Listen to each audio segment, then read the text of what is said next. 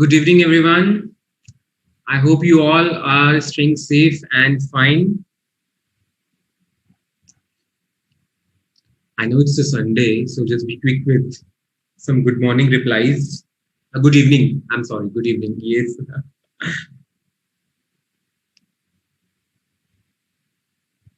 You must ensure me that you all have joined with some of the good evening replies. So we can start with our session and let's complete our chapter 6 from the syllabus, Audit in an Automated Environment. Yes, good evening, Srishti. What about others? They're still in process of joining.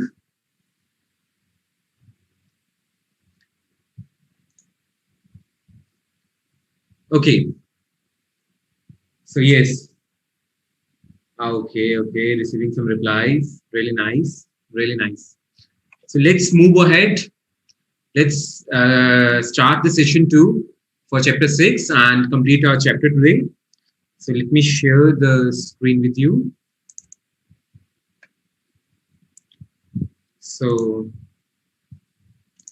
here we go. Chapter 6, the balance part. Okay, so yes, I'll be completing the chapter today.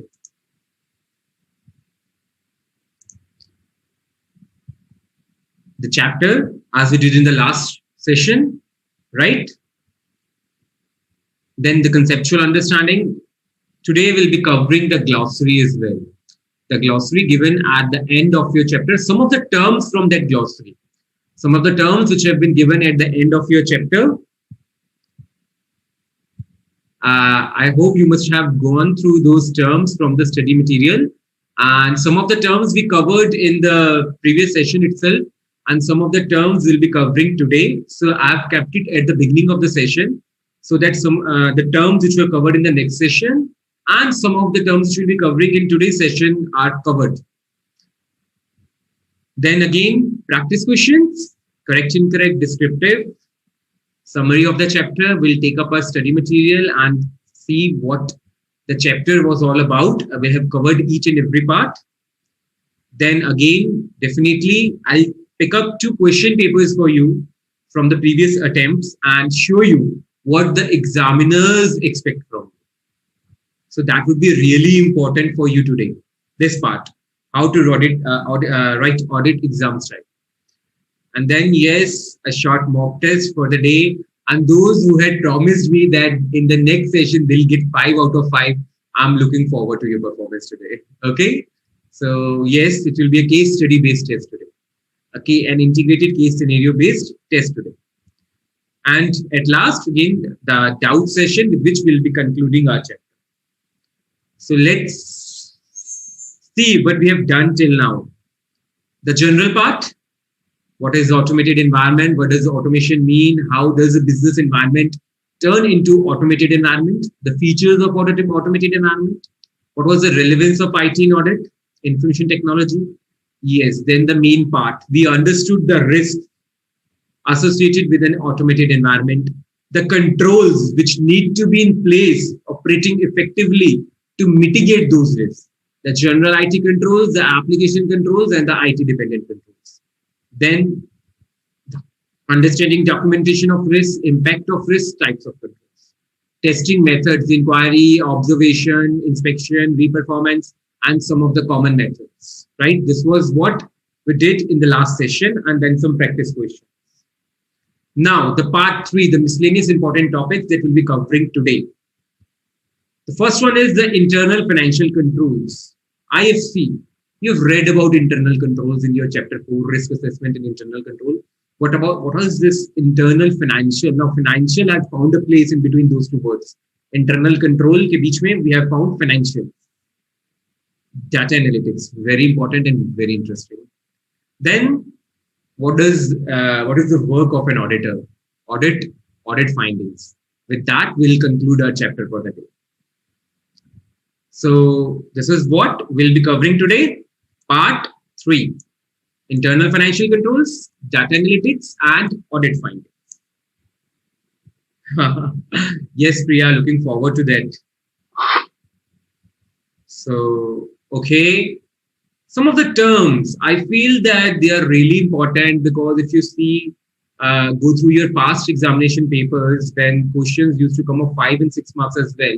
So there was this question we'll be covering today where the examiner has asked, please explain the following terms in the context of an automated environment.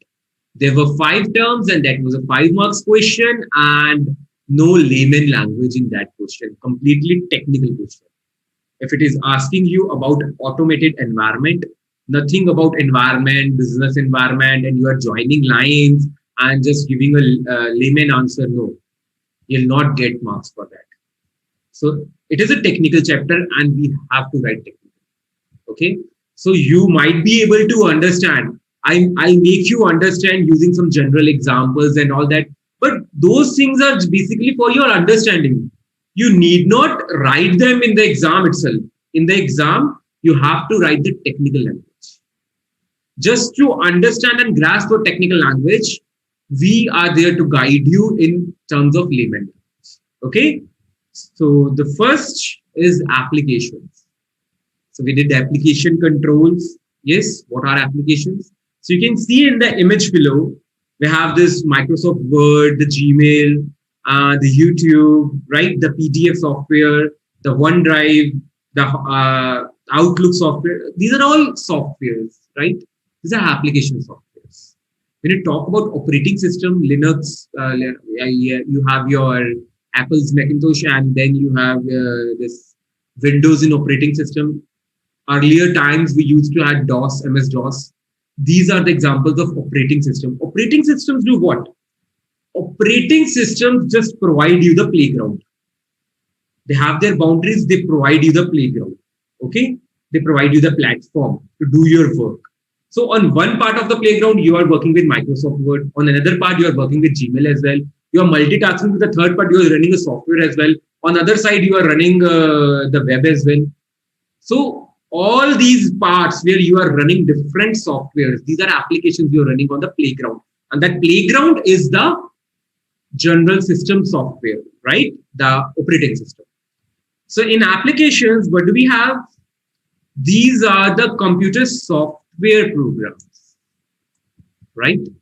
That provide a medium for, the medium is recording, storage and retrieval of business operations or transactions in e-format, electronic format.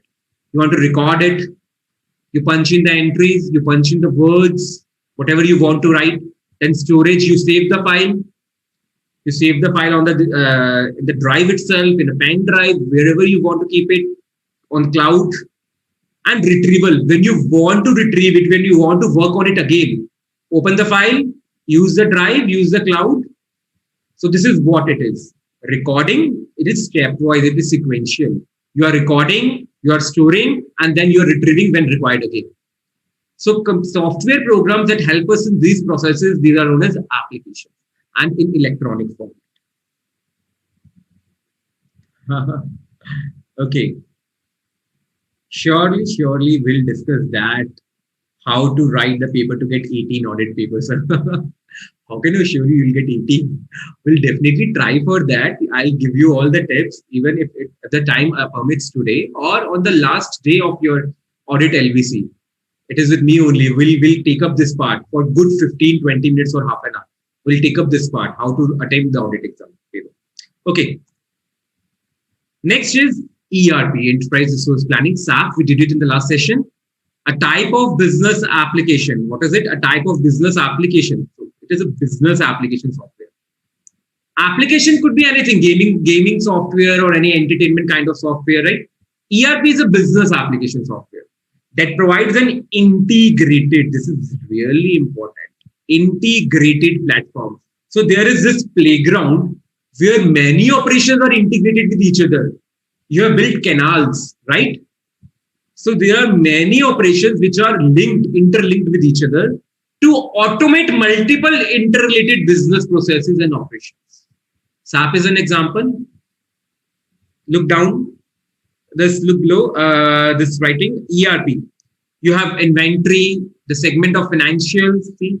Inventory, financials, human resource management, production, services, purchasing, all these are the segments of a business, right?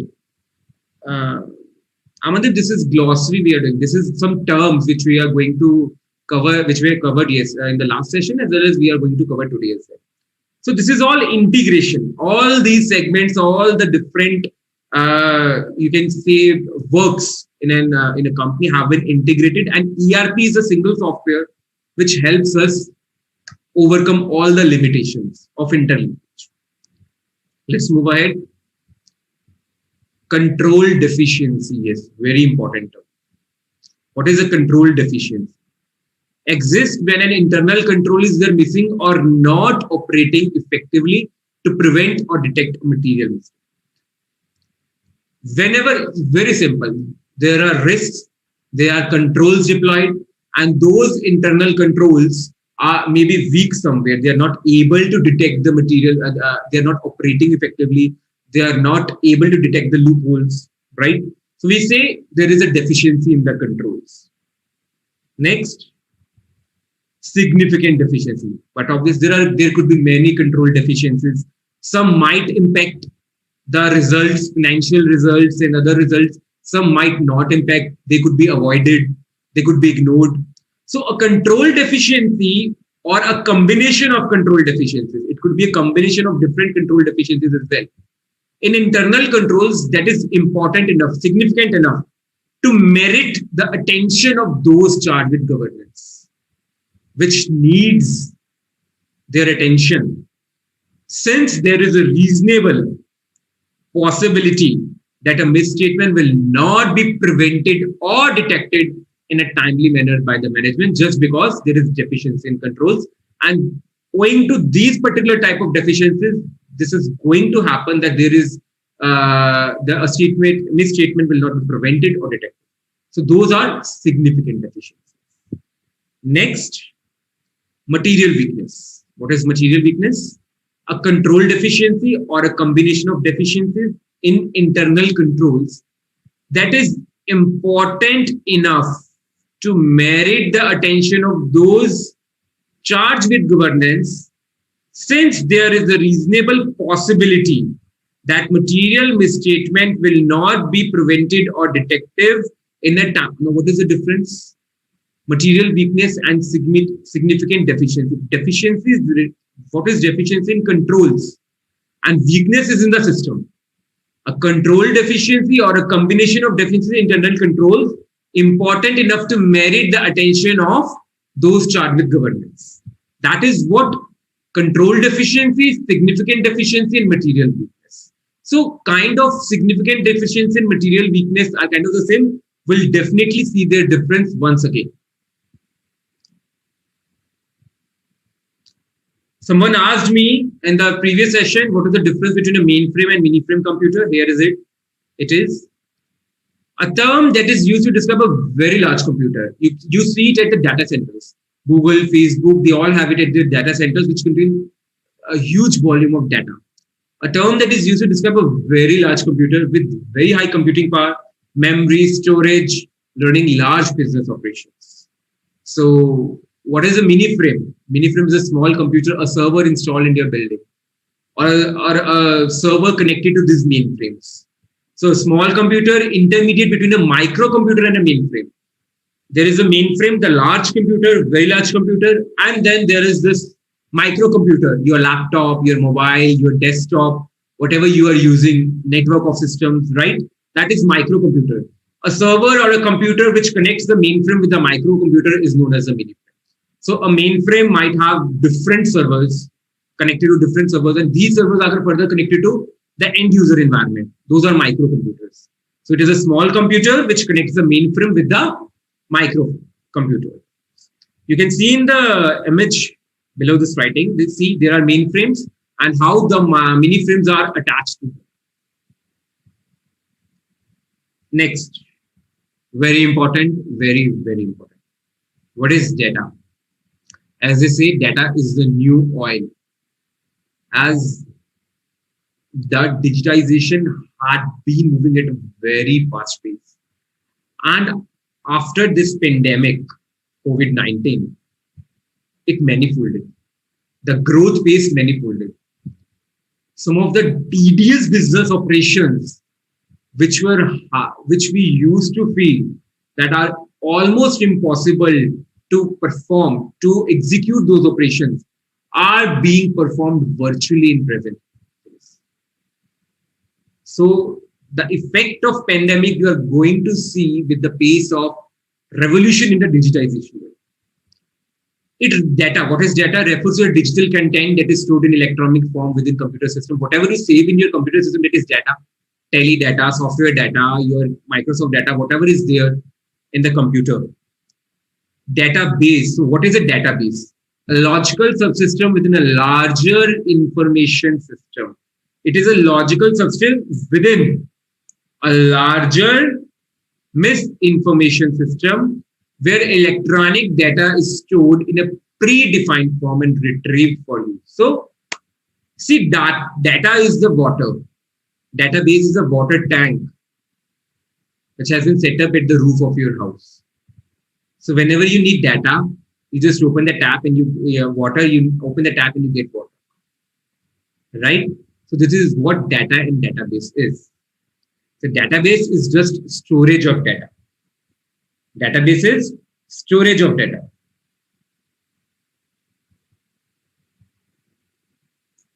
Anushka Charu, I'll definitely cover material weakness and significant deficiency. Definitely. When we'll be covering all the terms from study material, I'll come over it again. Okay? I've noted this point. So the water tank, it's like a database, and the water what we use is the data. So it is the same thing. Storage house. What is direct data change? You want to get your water tank clean. So what do? You don't clean the water every time to get from tap.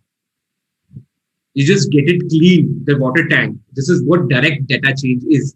When somebody at the back end operations directly amends the data, that is direct data change. For example, one of my friends faced this issue. We all ordered Domino's pizza, right? So throughout India, there was this problem that there were different lockdown timings, different curfew timings. So he was living at a place where the lockdown timings were till 2. So the shops could open till 2, and these eateries and restaurants could deliver the food, or takeaway was allowed till 2 afternoon. So on a Sunday, the government allowed and relaxed these time limits and extended them till 5. Okay. So Domino's, Pizza Hut, or any other, you can say, online food ordering app. It could be anything. So he used an app and he wanted to order something to eat for himself, something he wanted to have in lunch. What happened was that one of the apps was already updated that yes, we'll be delivering after 2 till 5 as well, as per the new government regulations. Within 24 hours, they updated their system. But another app through which he wanted to order, their system crashed just because after 2 they were getting orders and their app or the online website was not accepting the orders for that particular region. Just because in that region, what had happened? Direct data change from the backend was not made. That yes, you can accept orders after 2 till 5 as well as for this particular region. So there was a backend issue. It took them 1 day. They couldn't accept orders after 2. And from the next day onwards, data was updated. The changes was made at the backend. And now they could order from the next day onwards after 2 as well. So when we visit a bank or something where technology-oriented work is going on, what do we get to hear? Sir, पीछे से problem है. So ऊपर से problem है. Backend issues are there. What is this? This is direct data. So they make amendments at the backend and systems at the front end all get updated systematically. This is data, database, and direct data change. So that was all about some of the terms which we'll be reading, which would have been reading, which would be there as a part of our session. Let's come to internal financial controls. IFC, very important. Very important. What is IFC? Internal financial controls. The policies and procedures. We have, what do we have? The policies and procedures put in place by the companies for ensuring. So they have to frame the policies and they have to frame the procedures to comply with those policies. They put in the place for ensuring. What do they need to ensure? These 5 things. So internal controls is there. Internal controls relates to everything. Internal controls relates to everything. Every area, every aspect of the organization which requires monitoring, which requires supervision, which requires controls to be put into place. Internal financial controls is something which was laid down by the Companies Act 2013, and a duty was cast upon the auditor as well, on the company's officers as well, on the auditor as well, to take care of these internal financial controls in his audit report. So these policies and procedures, what should they ensure? They should ensure the reliability of financial reporting. See, whenever the word financial comes in between internal controls, everything is going to be financial, which is going to affect them financially. Anything which is going to affect them financially, that is internal financial controls. So reliability of financial reporting. The statements, the reports, the financial which are being provided, generated at the company's end, can they be trusted upon? There are no control deficiencies. Nobody is accessing the system and making the irrelevant changes or the relevant changes. Can we rely upon those statements to take important decisions? You are relying upon those statements, you take important decisions. Your decisions affect your customer and vendor base, and they further affect the markets. So see the chain. Anytime, any part, any step of the chain, there is a weakness, the whole chain is going to get affected. So we have, the auditor carries out his audit test. He carries out his audit test to make sure that the financial reports are reliable. This is a part of the scope of his internal financial controls checking. Effectiveness and efficiency of operations. We covered what is effectiveness and what is efficiency. Compliance with applicable laws and regulations. This is must. Penalties and fines will be levied. They need to carry out some special expenditures like the corporate social responsibility expenditure and all other things. Are the provisions being made for that? Automatically, whatever the provisions are required. Safeguarding of assets. If you remember, we read about the access security mechanisms in the last session under the general IT controls. And the most important, the last chapter you did, prevention and detection of frauds. So these are two different terms. What is prevention? Prevention is a phenomenon that happens, that has to take place before materializing of the risk. Any fraud happens, right? So before fraud, we have to make all the arrangements so that to prevent it from happening. And after the fraud has been done, the fraud has been committed, to detect it. Where was the fraud done? Who was involved in all this? Where was it? So prevention and detection. To prevent, first of all, the first step is the frauds should not. They should be prevented. And the next is, if a fraud has been committed, how do we detect it? Are there proper mechanisms in place? Whistleblower policy, one of the best examples, is it in place? To complain about it, to complain about insider trading and all. This is what the internal financial controls should be there, and their policies and procedures. The policies and procedures which ensure these 5 facts, they are in place. They are known as internal financial controls. Okay.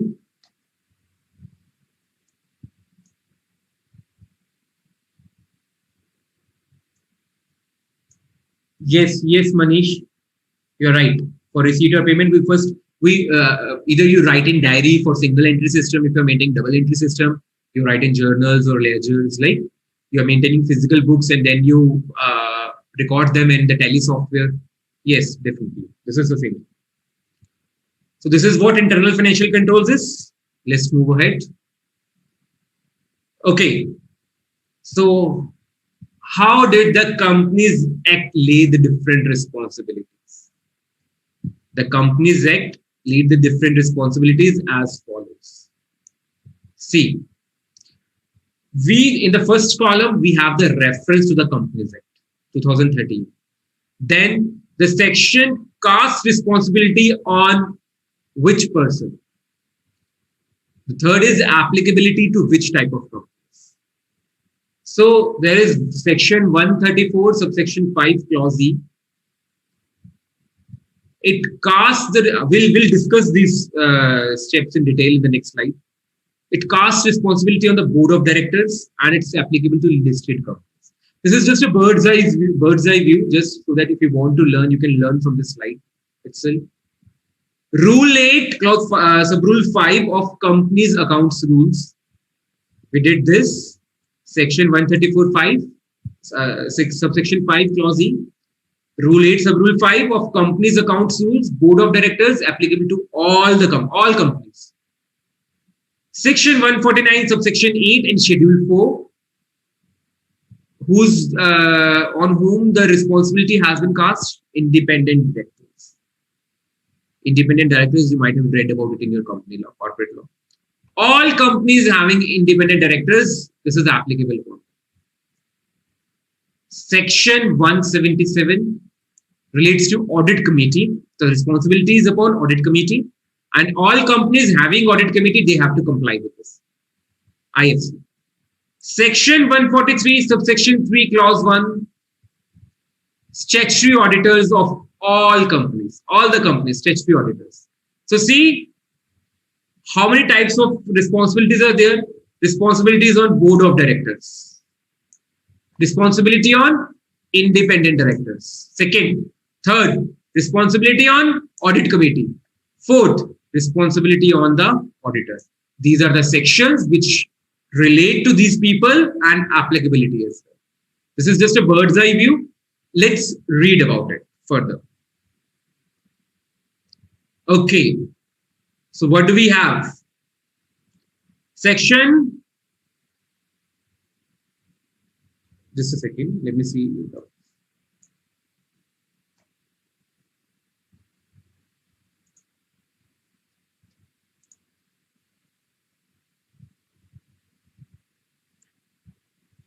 Okay, section 134, subsection 5, clause E, what shall state that the directors had laid down internal financial controls to be followed by the company and that such internal financial controls are adequate. These are adequate and were operating effectively.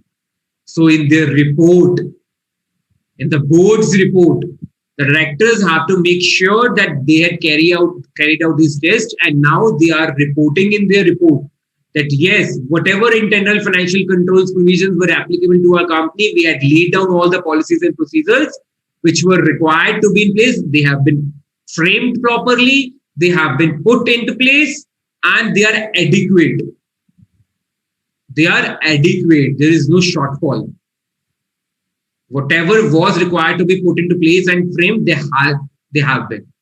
And they are operating effectively. It is just not they have framed the policies and procedures and the work is done. Nobody is implementing those policies and procedures. Nobody is following them. No. You have to also ensure as the board of directors that they are operating effectively as well. Operating effectively. Right? The result-driven controls. Section 143, subsection clause 1 of the Act, the auditor's report shall state. So now it's upon the auditor whether the company has adequate internal financial control system in place and also the operating. So whatever the director is required to do, the auditor has to report upon that. What did you check? Whether it was in place and were they operating effectively? The auditor has to state this in his report. This requirement shall not apply to private company, which is a one-person company or a small company, or has turnover less than rupees 50 crore as per the latest audit financial statements, and which has aggregate borrowings from banks or financial institutions or any body corporate at any point of time during the financial year less than rupees 25 crores. Okay. So the first is one person company or a small company, not applicable, or any company on which these two conditions are fulfilled. The company has less than rupees 50 crore turnover during as it per its last financial statements, and in conjunction with its aggregate borrowings from banks or any financial institution, any corporate borrowings at any point of time during the year, even for a second or for a minute, did not reach 25 crores or more than that. Okay. Okay. It's the same meaning. Kamal, it's the same meaning. More or less same meaning. Adequate and sufficient. Adequate is relates to like adequate, like they have been put in proper numbers. Sufficient is what was required, whether it has been done or not. Now coming to section 177, subsection 4, clause 7 of the Act. Now it was related to audit committee. We have done the director's part. We have done the auditor's part. Now the audit committee. Every audit committee shall act in accordance with the terms of reference specified in writing by the board, which shall inter alia include evaluation of internal financial controls and risk management system. So what does an auditor do? An auditor, the statutory auditor, is tasked with this responsibility. The audit committee has more or less the same functions, but they are specific to one company, their own company. So audit committee has to evaluate the internal financial controls and the risk management systems, whether they are put into place appropriately and they are operating effectively or not. Section 149, subsection 8. This was Schedule 4, independent directors. So the company and independent directors shall abide by the provisions specified in the Schedule 4, which lays down the code for independent directors. So independent directors have a code for them. They have to follow those rules. As per this code, the role and functions of independent directors include that they shall satisfy themselves on the integrity of financial information and that financial controls and systems of risk management are robust and defensible. Robust means strong. Defensible means they protect us from risks. Right? So independent directors, wherever they are in a company, the provisions of independent directors apply to a company, right? So they need to satisfy themselves or this thing. Yes, Anushka, you need to remember this from all point of view. This is just, you can write it as it is. Incorrect, correct, incorrect. Any part can give you correct, incorrect. Or as a whole, this could be a 4 marks question as well for internal controls. What does the Companies Act tell you about? How does the Company Act? So see, in the last slide, it is written at the top. Implementation and reporting requirements, right, relating to internal financial controls. What are the provisions contained in the Companies Act 2013? These are the provisions relating to internal financial controls contained in the Companies Act 2013. Okay, so these are the 4 points. They can be asked as a descriptive question as well. Correct, incorrect, MCQs, any of the subparts. So you need to understand, you need to memorize this table and all these provisions. The slides have been made as it is, so you can refer them for your exams as well. There is nothing irrelevant over here in these slides. They have been prepared from examination point of view only. Okay. Any questions from internal financial controls, please? Would be happy to answer. Any questions from internal financial controls? The main part is the definition of internal financial controls, those 5 points in the definition, right? the policies and procedures related to, and I have broken them into steps. Then the Companies Act requirements, internal financial controls.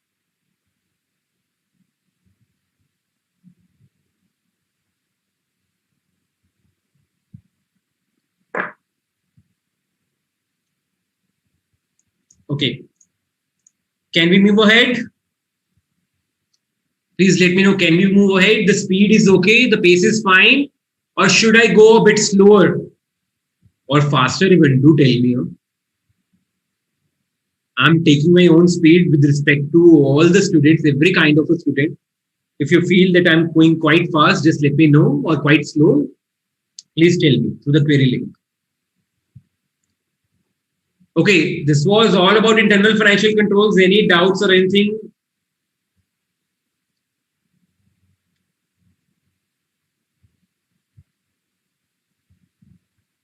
Fine, let's move ahead.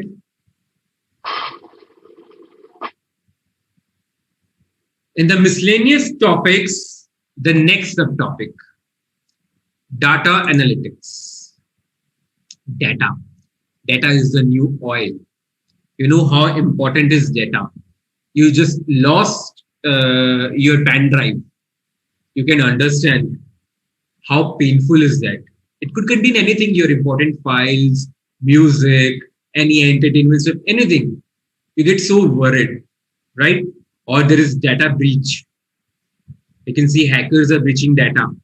Somebody, you could even see in the recent past time, if you log into Facebook and you could see everyone was there with a post, somebody has made my fake profile and they're asking for money. So please don't respond, just report it. Because if you report it, it would go to at the end of the Facebook, they'll investigate it.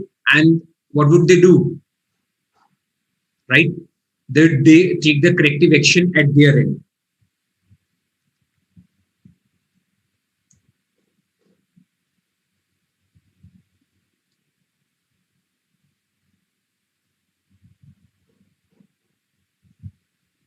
Yeah, slide sharing, I have stopped. I have stopped it myself. I'll definitely share. I'll need to talk to you about data analytics. So I was just giving you example how breach of data and what is, you see, big data, data analytics, you are talking about this, like anything you talk about Bitcoin, cryptocurrency, whatever it is. Everything today is related to data. Why do they say they say that data is the new oil? It is actually. You see from 90s or from when the computers were designed for that, the difference in those MBs, GBs and TBs. You have a memory card like this today. And to store that much of data in 80s and 90s, they used to have so much of big size drives and computers. So how the new oil is being explored, how it is being stored. Why do they say data is the new oil? Because it is as important and as expensive as oil used to be since the past times. No, the majority market is driven by oil. And when they say data is the new oil, because the future belongs to data. Okay. I'm not sharing any screen. Yes, we have clouds to store data. And please, clouds don't mean the clouds. We just take any of the clouds in our area and we store data. It is not that. You can see memes upon that cloud. No, cloud is something like the cloud stores water. So it is a digital cloud. Cloud means it has been given to data repositories maintained online. Networking. That is cloud. It has been, it is a metaphor. Doesn't mean the cloud which gives us rainfall. No. Right? Cloud means that it is a repository of data where we store our data and we use the internet system. We use those services to store our data and retrieve data from a place, from a third place, not our place, not our pen drive, not our drive, at a third place. You know, OneDrive, How many of you know about the operations of OneDrive or have used OneDrive? You maintain any file on Google Drive or OneDrive, you can work online. Wherever you want to access, you're traveling by train or you are at a different place and you forgot to bring that file with you in pen drive, and it is there in your desktop or laptop, you are not able to access it. If you maintain it over OneDrive, Google Drive, and you start working upon it, wherever in the world you are, at what time, what place, you can work on it in real time. You need not copy it, save it, and to a different folder, then just repeat the file, delete the older files. It will be getting automatically updated over there only, and you can work it like you're working on your computer. This is what cloud technique is. Yes, cloud-based applications. Yes, Google Drive, the same thing. Okay, so what is data analytics? To understand data, to use data, to store data, to retrieve data, to use data, to carry out operations on data, we need some techniques, we need some methods, we need some procedures to carry out on that data for our reference, for our use, what is for our relevance. When we analyze data by the means of some tools, methods, that technique is known as data analytics. Okay. So people who are asking me, why have you, the screen sharing has stopped? I have stopped it because I want to share, I want to make you guys watch a video on data analytics. So here we go. It's a 2-minute video. Okay. Just watch it and then we carry forward with the topic of data analytics.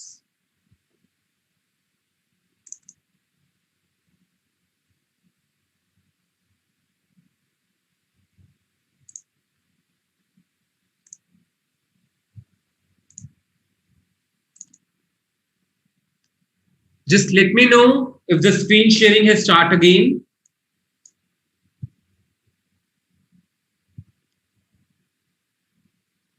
Are you able to see the screen? Just ping me over there in the query session if you're not able to see the video or hear sound. Okay, I'm playing it. What is data analytics? Let's understand data analytics with an example. Come with me. I will take you to 90s. Do you have wheat bread? I will just go and check. Sorry, sir. It's finished. Oh shit. I forgot to get extra bread stock for weekend. Please, sir, can you come tomorrow morning? I will buy from someone else. I wish I could remember. Now will he come to my store again? Now let us come back to 21st century. Hey, I need wheat bread.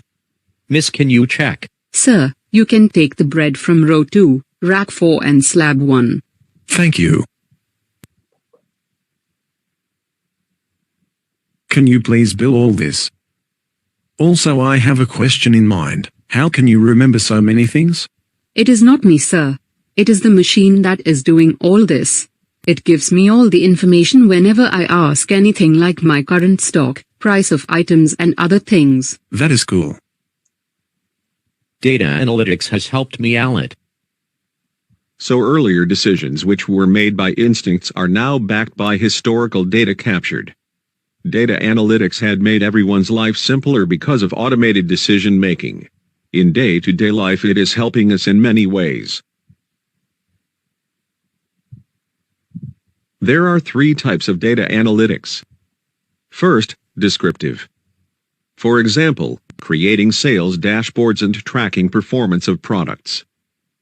But they do not tell us why change happened or what will happen in future. So next we have predictive, where utilizing historical data, predict which will help in making more profit. Or which customers should be shown advertisement on social media platform. Or finding out the appropriate launch date for a movie to get maximum customers. Third we have prescriptive, like how much discount to offer on different items. or which platform to use for engaging customers, and also what content to showcase. So, data analytics is not only the buzzword, but actually has its important in finding insights and making decisions to ease our life. Like, share, comment, and also follow us on YouTube and Facebook to get more videos like this on data analytics and machine learning. Thank you.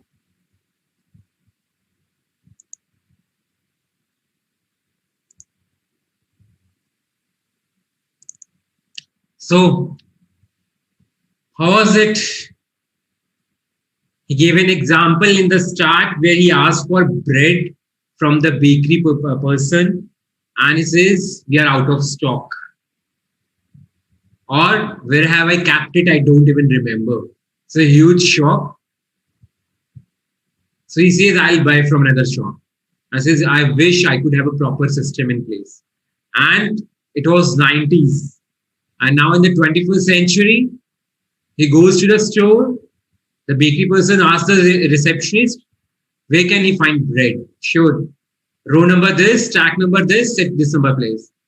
You can have varieties of bread over there.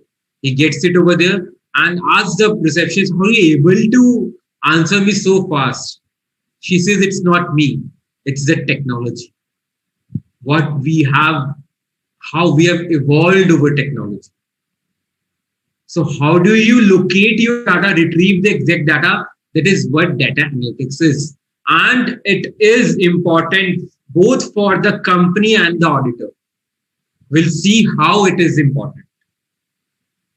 Right? I hope the video was visible and audible to everyone. That was just to break the monotony, just a video so that you can understand with the help of graphics and animations better.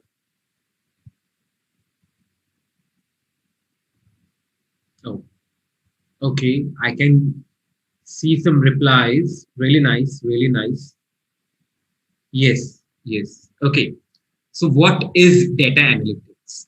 Say in this chapter, I have tried whatever the terms are, whatever the things there are, they are asked in 4 marks questions, 3 marks questions, or correct, incorrect.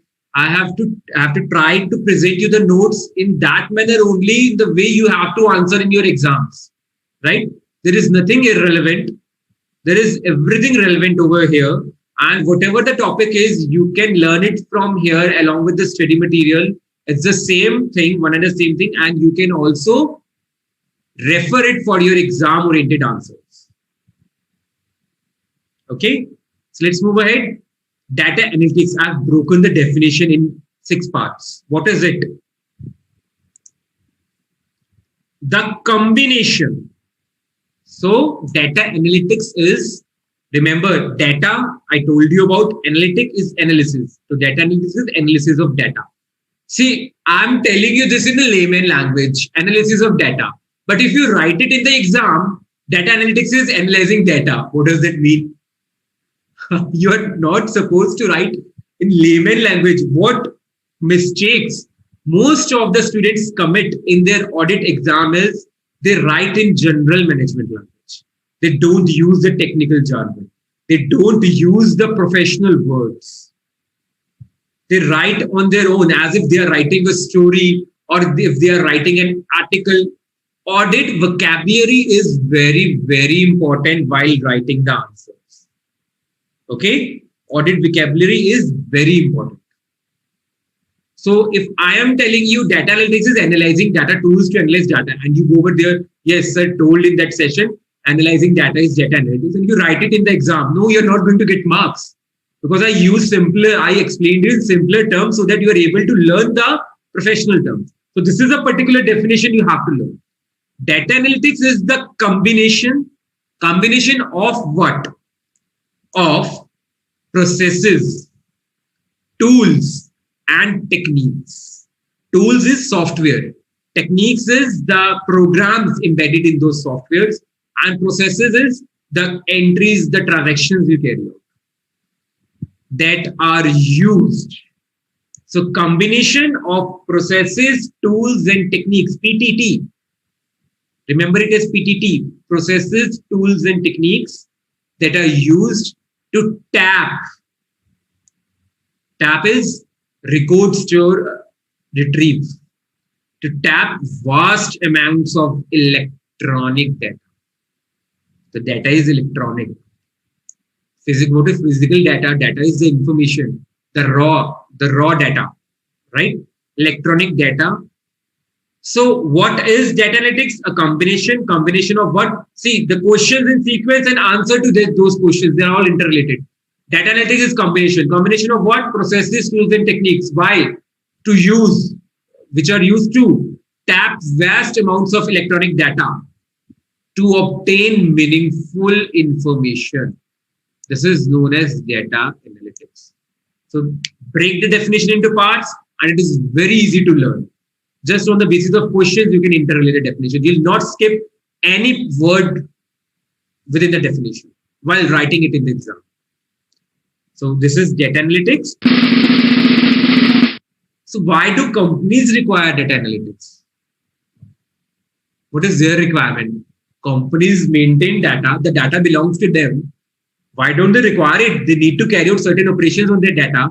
They need to save it. They need to, the data is confidential. They need to maintain the integrity, the CIA, the confidentiality, integrity, and availability of data.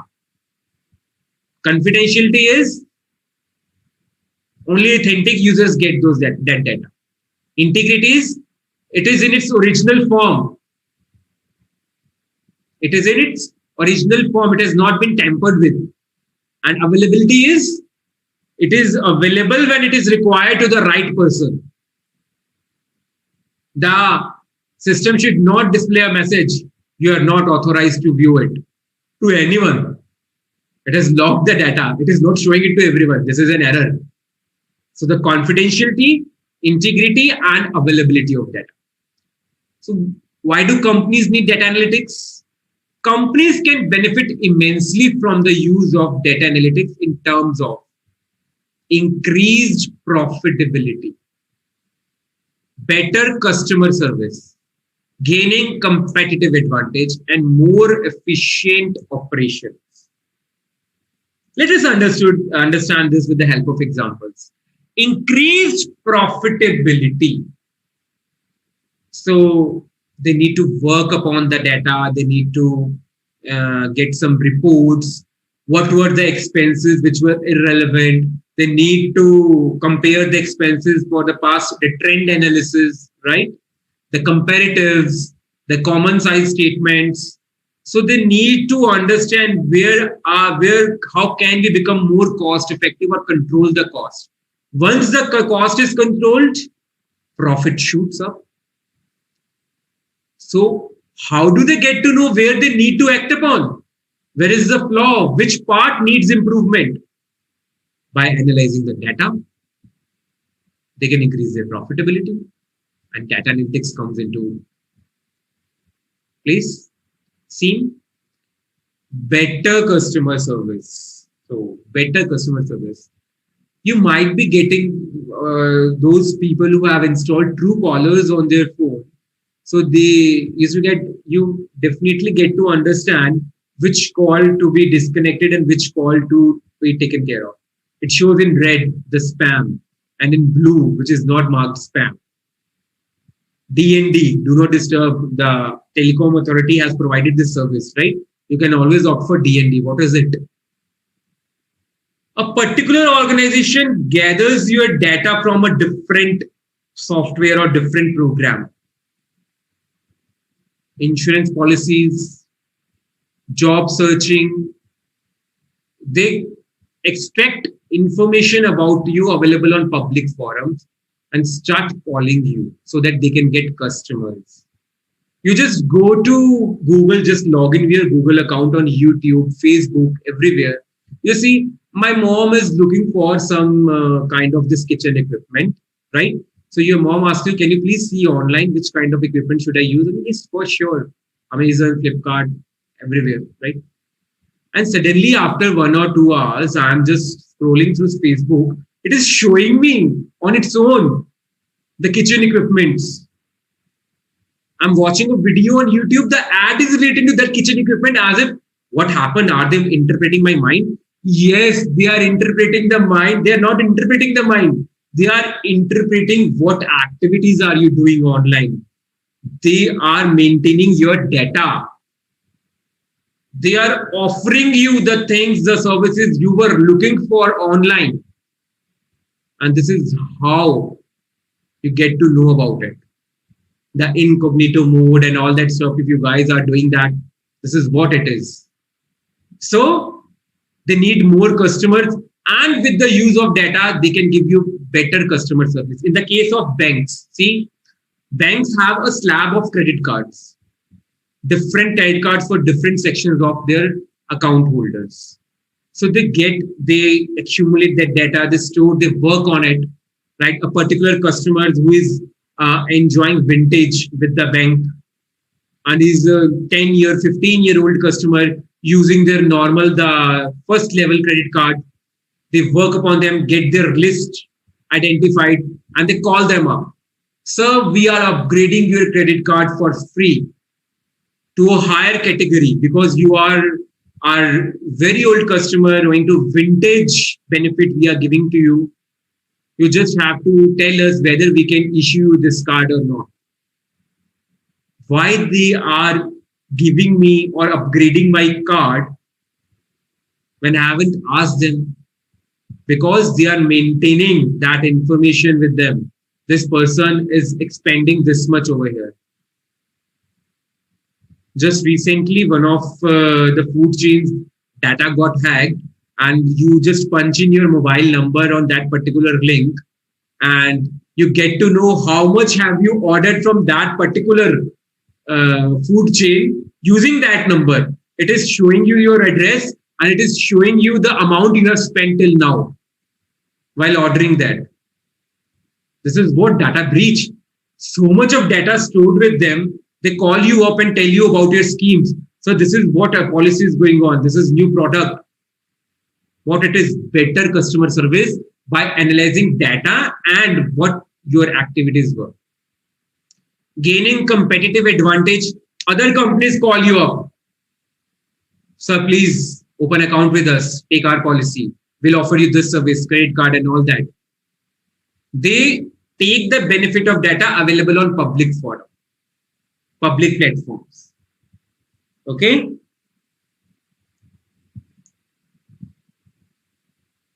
Yes, it is. Mansi, it is threat to privacy, but unless and until you take preventive controls, as I told you in the last session about one-time passwords and all that, you should be very, I won't say it's like you should feel insecure or you should just ignore or avoid to use online stuff and all. It is not like this. We should be habitual to this. It is just we should be able to take proper controls and precautions. We should not share our confidential details. We should not leave the browsers open unless and until we have logged out. We should try avoiding their use on public platforms. There are many checks which you need to put in place. You should not be scared that it is a threat to privacy. It is. Somewhere or not it is. But it's not like that much of a threat that unless and until you are taking precautions, you are safe. More efficient operations, but obvious. Your bank, your service person, your company calls you up. Sir, we can see you haven't made a transaction since the past 1 month. What happened? Are you not happy with our services? Was there any problem? Or have you opened your account with another bank? What were the flaws in our services? Or how can we improve? Or so you have been associated with us, our service organization, since so long. And if you offer us some feedback, something like this, they have worked upon data and they have come to know that you are not working or not transacting with them quite often, which you used to do in the past. So they come up to you. They call you up. Are you satisfied with the services? Do you have any queries? The banks these days are coming up with relationship managers, a new era. You are assigned a specific relationship manager for your queries and something like that. This is what more efficient operations. So these are the 4 points where the companies are taking benefits of using data. Okay, let's move ahead. Why do the auditors need it? The auditors need, because their working is on data only. The data is used to get information, financial statements, other controls. Data is the raw material for everything in finance, in our field. So auditors need to work upon data. They cannot take, yes, please bring all the books, please bring all the softwares. We are sitting here till day and night and we'll scrutinize each and every transaction. No, we don't do the work like that. As I told you in the previous session, our parent institution, the Institute of Chartered Accountants of India, it is coming up with some digital tools to be used for auditing. No, unless there would be the scope of knowledge that you need to understand audit, yeah, there is some human intervention needed, but much of the work will get simplified just by using those tools. Like accounting got simplified with the use of accounting softwares. Taxation and other work got simplified with the use of softwares. In the same way, you can carry out the audit work by using software. These are the digital tools which, as auditors, we required. These are known as, it is a method, it is a part of data analytics. To analyze data, we use tools which are known as CATs, not billion, CATs, computer assisted audit techniques. Although you should pronounce it CATs, but it is not CATs, it is known as CATs only. Okay, so auditors can make use of similar tools and techniques in the audit process. They do audit, so in their audit process and obtaining good results. The tools and techniques that the auditors use in applying the principles of data analytics are known as computer assisted audit techniques, or CATs in short. So auditor is also taking the benefit of automation with the help of these tools. Computer assisted audit techniques. Someone asked me in the previous session itself. I told them that we'll be covering CATs in the next session. So this much CATs is over there. Okay, I'll share with you some of the computer assisted. Yes, Srishti. Yes, yes, definitely. You're right. So let's see the kind of CATs. I've brought for you some CATs, right? So let's see. In the bottom right, you can see audit software. So normal software like an accounting software and audit software. So that audit software is meant for audit only. Okay, that is meant for audit only. And with that particular software, you just punch in data, you just answer a few questions, and you'll get a report or you'll get some highlighted points. That would be the audit software. There are some softwares which are working on pilot mode. There are some software which have been put into place. But again, audit software is that only. What is next? This is something which I'm telling you on my own. This is not there in material, but this is, you need to know. Somebody asked about CATs. So without example, you'll not be able to understand about CATs. Let's see, what is this embedded audit module approach? Auditor inserts an audit module in the client's application system to identify specific types of transactions. So in the system itself or the client software, accounting software, like in Tele, we have an audit module. We have an audit module in Tele. And you know, the MCA, Ministry of Corporate Affairs, had made it mandatory for the companies to use only those softwares which have audit module embedded in them from 1st of April 2021. Now it has been deferred to 1st of April 2022 just because of the pandemic relaxations. Otherwise, it was there that every company which is maintaining their accounts electronically, they have to maintain their accounts in that software only which has the facility of audit module embedded in it. So there was a short notice. Companies were not able to come up to with it so soon. So that is why it was deferred by 1 year. So what is that audit module? That audit module gives us a glimpse. That audit module gives us a trail. When was this particular entry changed? Why was it changed? What were the reasons? What was the amount? What changes were made? It sets up a trail. the audit trail. So in the same way, in the software or the system, the auditor inserts an audit module and a report gets generated, and he studies that report and see what changes were made, how was the data tampered with, how was it changed, modified. Another example is testing computer programs, integrated test facility. Okay, what is an integrated test facility? You just set up some, you can establish a fictitious entity, integrated test facility. You just carry out a dummy transaction. You just carry out a dummy process with the use of a software. And how is the company's software? How are the company's controls? How are they working with the data? You just observe it and you note down your observation. Then there is parallel simulation. Many are there. You can read it from there. Embedded audit module. This is just for your example, not from examination point of view, just for your example, that you may be able to understand what are CAT. So these are some tools which you might be reading in your EIS subject for audit. So why do auditors use CATs? This is the reason. Okay. So how do they use these tools? Data analytics can be used in testing of electronic records in data residing in IT systems using spreadsheets, specialized audit tools like IDEA and ACL. I would have shown you the working of IDEA, but at your level, it is not relevant. And IDEA is very heavy software. I have it with me. So I just shared a screenshot over here.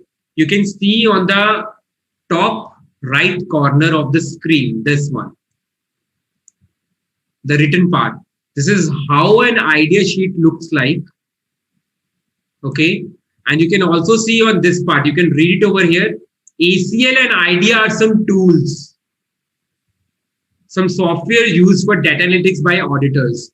If you have read about forensic audit, forensic accounting and forensic audit, these are the tools used in forensic auditing and accounting. Why not Excel? These are Excel-like features only, but quite improved version of softwares. Excel is for desktop working and there are many functions involved, but this software is like magic for auditors.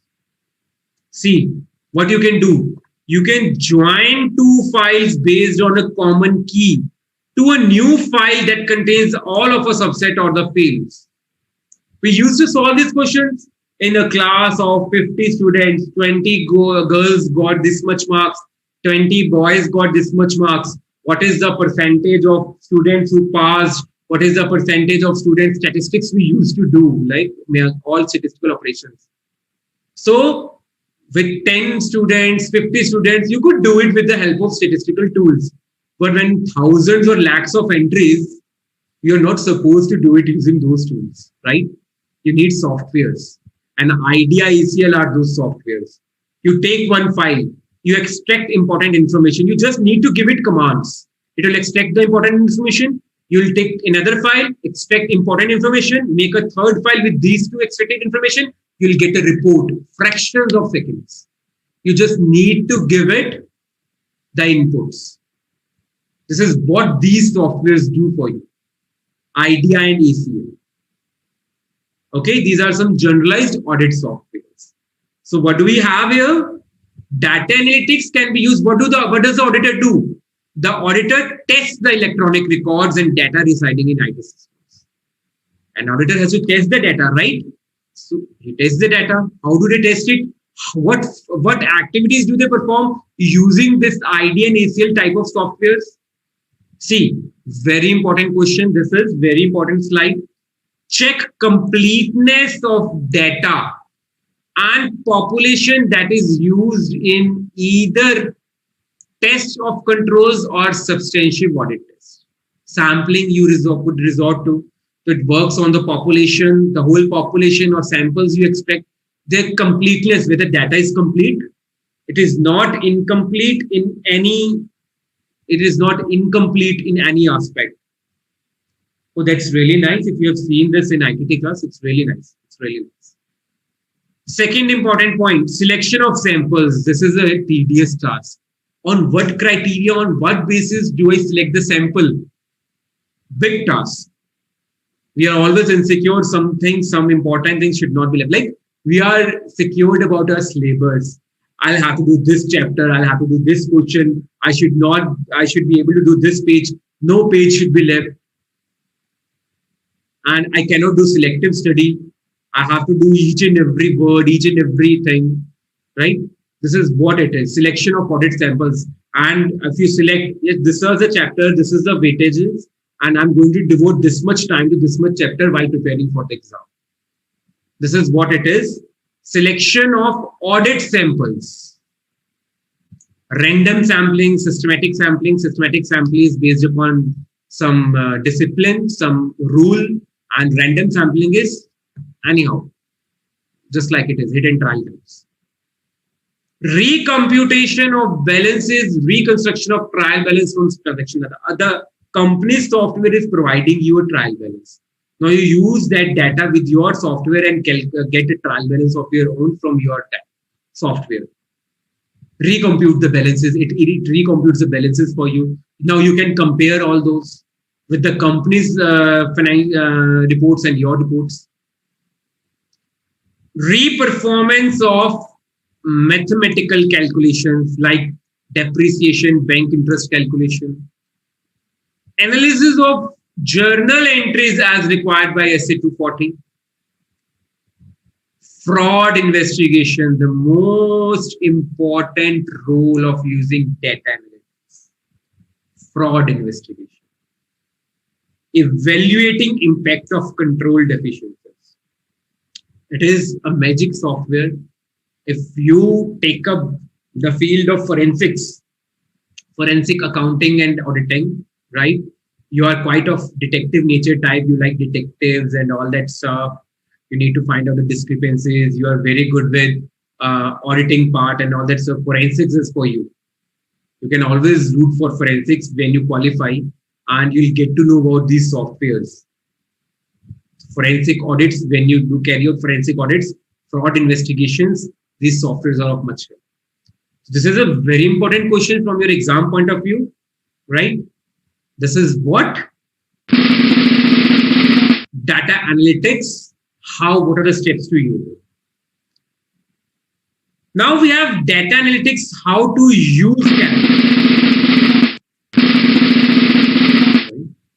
There are several steps that should be followed. An auditor or the audit team needs to follow these steps so that to achieve success with computer-assisted audit techniques and any of the supporting tools. Supporting tools is what? ICAI, ACL. A suggested approach to benefit from the use of CATs is given in the illustration below. What should be the auditor's approach in using CATs? What should be his approach? Stepwise. See, it is stepwise, right? First step, understanding the business environment, including IT, the start of the chapter.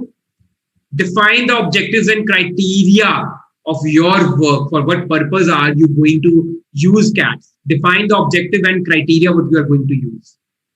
Identify source and format of data.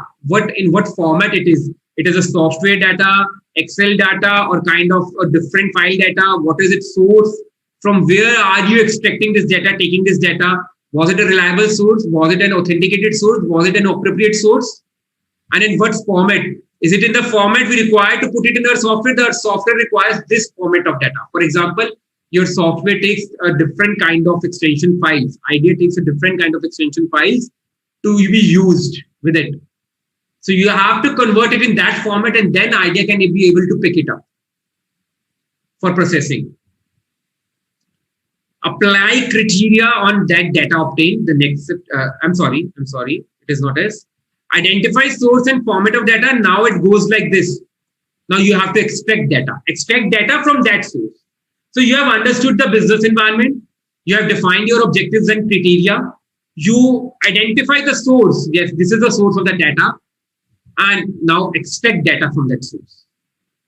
Verify the completeness and accuracy of extracted data. It should be complete in all aspects and it should be accurate from wherever you have picked it.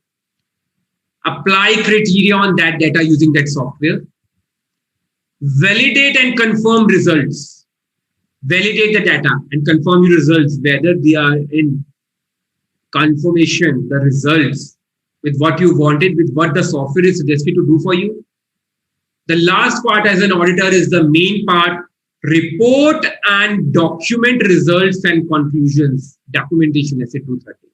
So 1, 2, 3, 4, 5, 6, 7, 8. A flow chart telling you about the approach to use CATs effectively. Very simple, quite understandable, nothing complex in this. I hope we are done. We are done with the concept of data analytics and CATs. Any doubts, please come up with it. This was what your syllabus covered upon data analytics. Please come up with doubts, and otherwise we'll take a short break. Just let me know if you have any doubts. Otherwise, we'll take a break. And after break, we'll cover the last part of this chapter, and then we are done.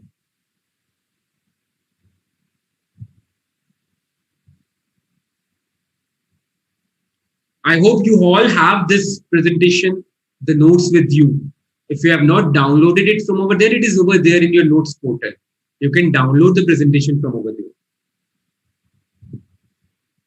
Just let me know. Or let us take a break. Okay, no doubts. Done? Fine, we take a break for 15 minutes. We'll come back at 7:30, resume and finish our chapter by 7:30. Okay? Fine.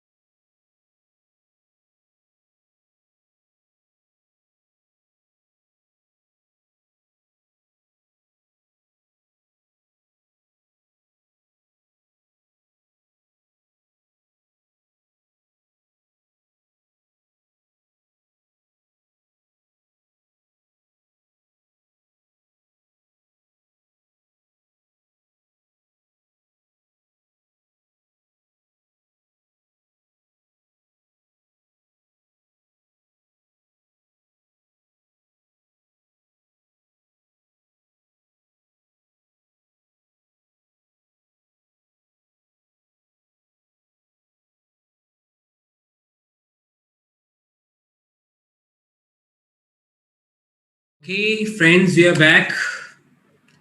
And meanwhile, I went through your doubts, and some of the doubts I would like to address. Let me share the screen first. Okay. So we were over here. So Anushka Charu asked me about material weakness and significant deficiency. Okay. The definition is completely same. Each and everything is same with just the difference of one word. If you look upon that, when there is the definition, the deficiency in control is that much of significance that it needs the attention of the management. It needs the attention of the management to prevent a misstatement from happening. To prevent a misstatement from happening, it is significant deficiency. We read about control deficiency. When that control deficiency is significant enough to attract the attention of the management, to invite the attention of the management, so that they may be able to prevent a misstatement in the accounts, a misstatement in the financial reports from happening in the books, it is significant deficiency. And when that misstatement is a material misstatement, you understand the difference between misstatement and material misstatement? A significant misstatement which can affect the business is material, which needs special attention. So it becomes a material weakness. The scope of control deficiency is the largest. It covers everything. Then comes significant deficiency, which is a deficiency significant in controls, which can prevent a misstatement from happening, right? If it is not adhered to, if it is not taken care of, it will lead to non-prevention of a misstatement from happening. And further, if that misstatement is a material misstatement, the control deficiency becomes material weakness. So general control deficiency, misstatement, significant deficiency, material misstatement, material weakness. This is a difference. One word makes a difference, otherwise the whole definition is same. Okay. Kamal asked me what is the difference between adequate and sufficiency. See, adequate is something like, I'll give you an example. Your mother cooks food for you. She comes to you and asks, is the salt in the food adequate? You say, no, it is not adequate. I require this much milligram of salt in my food, or I require 2 tablespoons or 2 teaspoons of salt. 2 tablespoons would be enough. 2 teaspoons of salt, right? Okay, your mother says, I'll bring some more salt. No, it's sufficient. It wasn't adequate. Adequate is a general term. It wasn't adequate. What was required to be in place, it wasn't that. But it was sufficient for you to have it, to carry out the work. This is the difference between adequacy and sufficiency. Something may not be adequate, but if it is sufficient, you are good with it.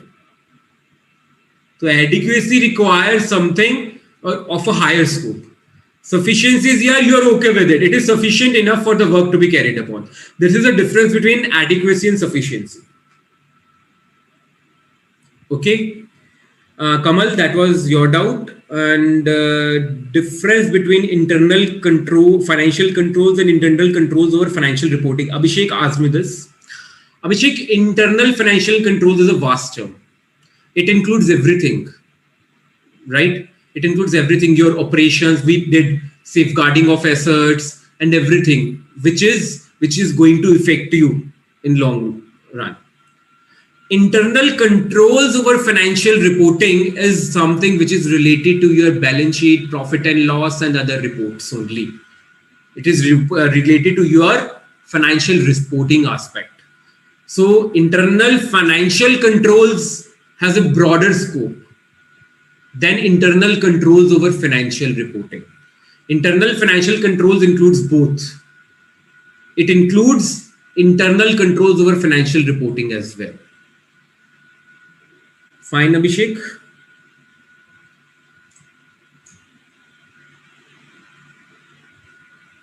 Then we had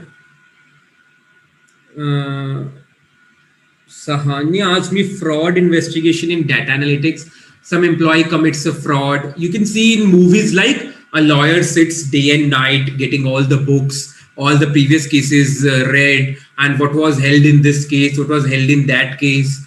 Okay. And then an investigator or a detective, if you've seen detective movies, a whole table over there and papers over everywhere. They are working upon it like here, like here. Okay, this way. From this they get something, then they put it over here. Everything. So if the data is electronic, we'll get its printouts, then we'll work on that, and that is a lot of time consuming. So to investigate frauds, which may be financial frauds, which may be frauds committed by employees, anything, you use the softwares to work upon them, to carry out, to get results.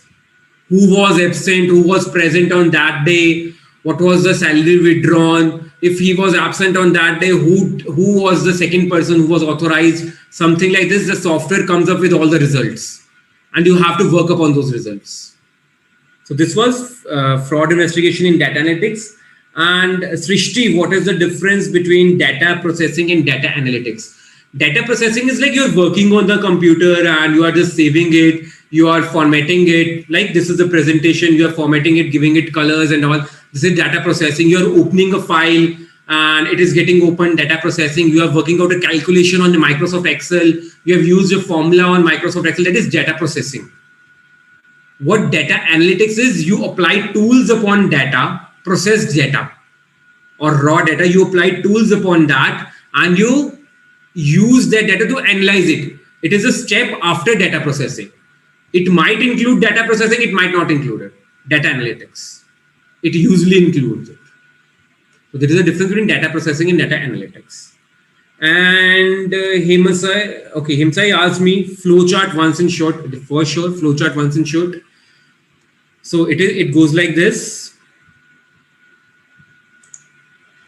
Okay. You have to first, this was what this flowchart is. To achieve success with computer-assisted audit techniques, you have to understand the business environment first, including the information technology systems which have been set up over there, right? Which have been installed over there. First step is this. Then you move to second step. You define the objectives and criteria of your analysis. What are the objectives of your analyzing the data, this process? And what criteria are you choosing? You're choosing profits, you're choosing financials, you're choosing production costs. What are you going to do? It's financial data, non-financial data. What is your criteria you're going to use to analyze the data?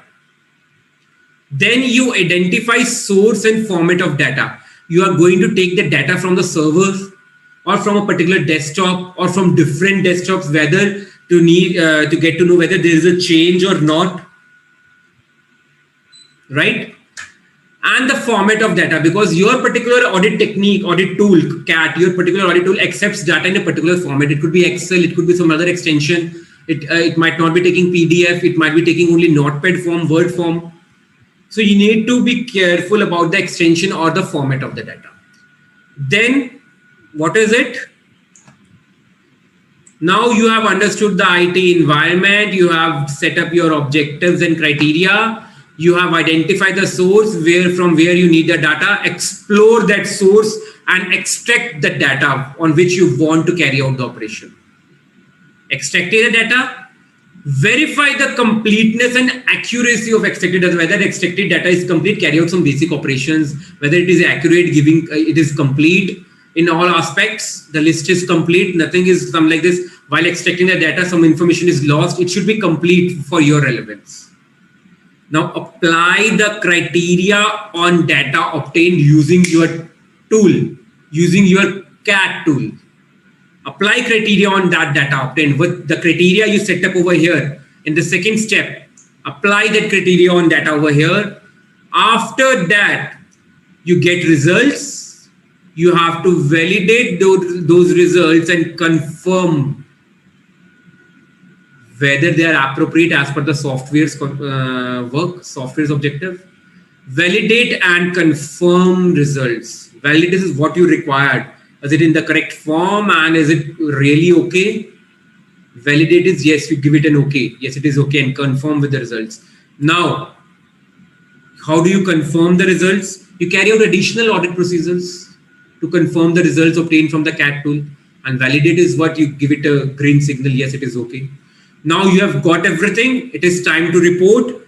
You report, document results and conclusions as per SA 230.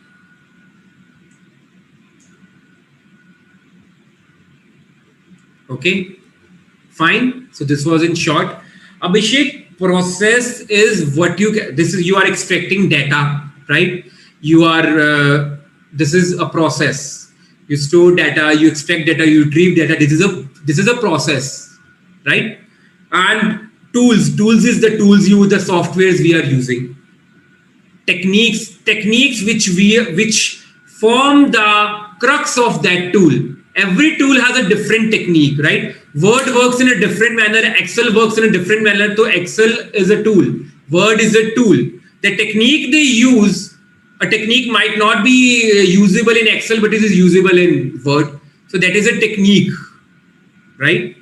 Processing is you process data in both Word and Excel.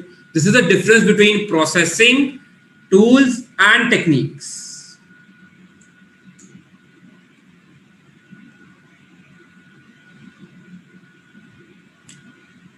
Define the objective and criteria. Mansi, objective is for what purpose are you analyzing the data? What do you want from the data? For what purpose are you using the CATs? You're using it for audit purpose. You're using it for forensics. What do you need from the data? That is the purpose. That is the objective. You are, suppose you are exploring your wardrobe. What you are exploring your wardrobe for? Have you lost something? Or you want to clean it, or you want to just set it up? This is the objective and criteria. Yes, I'll put my books over here. I'll put my clothes over here. My slippers, the lowest part. This is the criteria to fix up.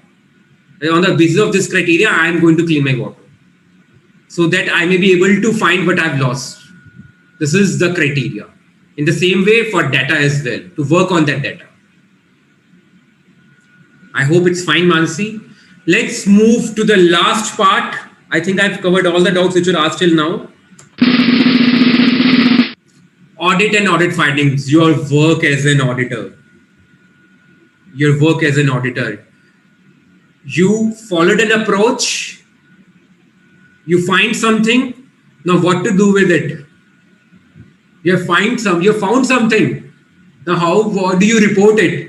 This is your audit report, which is the most important, which is going to form the base of your analysis. So,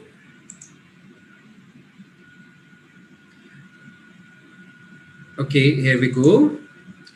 The guidance note on audit of internal financial controls over financial reporting issued by ICAI. So, internal financial controls as told to us by the Companies Act. Internal controls over financial reporting, they have been issued by the Institute of Chartered Accountants of India in their guidance note, through their guidance note. So their guidance note provides a framework that auditors should follow to fulfill their responsibility with respect to these IFCs, internal financial controls. So here is an illustration. What does the auditor need to follow? This is everything we have done in the chapter. This is whole chapter 6 over here in one chart. What is the first thing? Risk assessment, part 2. Risk assessment, controls, right? Risk assessment, controls, each and everything. So this is risk assessment. Identify significant accounts and disclosures. Qualitative and quantitative considerations, relevant financial statement assertions, likely sources of misstatement, consider risk arising from use of IT system. You have covered it in your chapter 4, risk assessment. You have to identify which accounts and disclosures require attention, then consider their qualitative and quantitative aspect, financial and non-financial aspect. As a financial statement assertion level, what criteria are relevant, what disclosures and accounts are relevant for that part, and what could be the likely sources of misstatement, right? What is misstatement? A statement which gives false information, which is not true, uncorrected, misstatement. You have read it in your previous chapters. Consider risk arising from use of IT system. After analyzing this, you have to consider risk with the use of IT risks. What are going to be the risks? Then understand and evaluate. This is what we were doing. Part 2, document understanding of business processes using flow charts, narratives, prepare risk control matrix. You have to prepare the risk control matrix. You might have prepared a risk control matrix or something in your EIS subject that here are the risks. On one part, there are controls. On one column part, risks, row part controls. Anyway, you can develop a risk control matrix. And you get to know about it, where does the organization lie on that risk control matrix. This comes under understanding and evaluation part. Understand design of controls by performing walkthroughs. We did walkthrough in the previous session. Process-wise considerations for entity-level controls, segregation of duties. Entity-level controls are known as ELCs, right? IT general controls, application controls. So what was it? Risk assessment, and then understood the risks and evaluate the risks. Now test for operating effectiveness of controls. You understood the environment and evaluated the controls. Now test using auditing test. Assess the nature, timing, and extent of controls testing. NTE. What nature, what kind of testing methods are you going to use? Okay, what would be the timing, for how long, and what could be the extent, what would be the coverage over the data available to you? Assess reliability of source data. We did it in the flowchart. Completeness of population, testing of key reports and spreadsheets, sample testing. Consider competence and independence of staff team performing, whether any member from the staff is related to the client, whether they are competent enough. An article in second or third year is more competent than an article in the first year in the initial days. So you have to give higher responsibility to those people. And now you have to report the last part.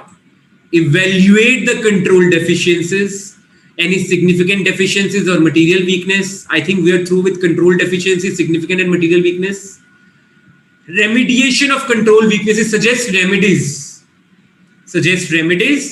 Then internal controls memo or management letter, you have to give it to them. You have to analyze the internal controls memo or management's letter. What do they have to tell you about that? Finally, the issue of auditor's report. So this is what our guidance note has given us, this approach to carry out audit in an automated environment. Okay, let's move ahead. Now, audit and audit findings. What are the auditor's considerations? What are the auditor's considerations? Read with me. At the conclusion of each audit, after an audit is done, it is possible that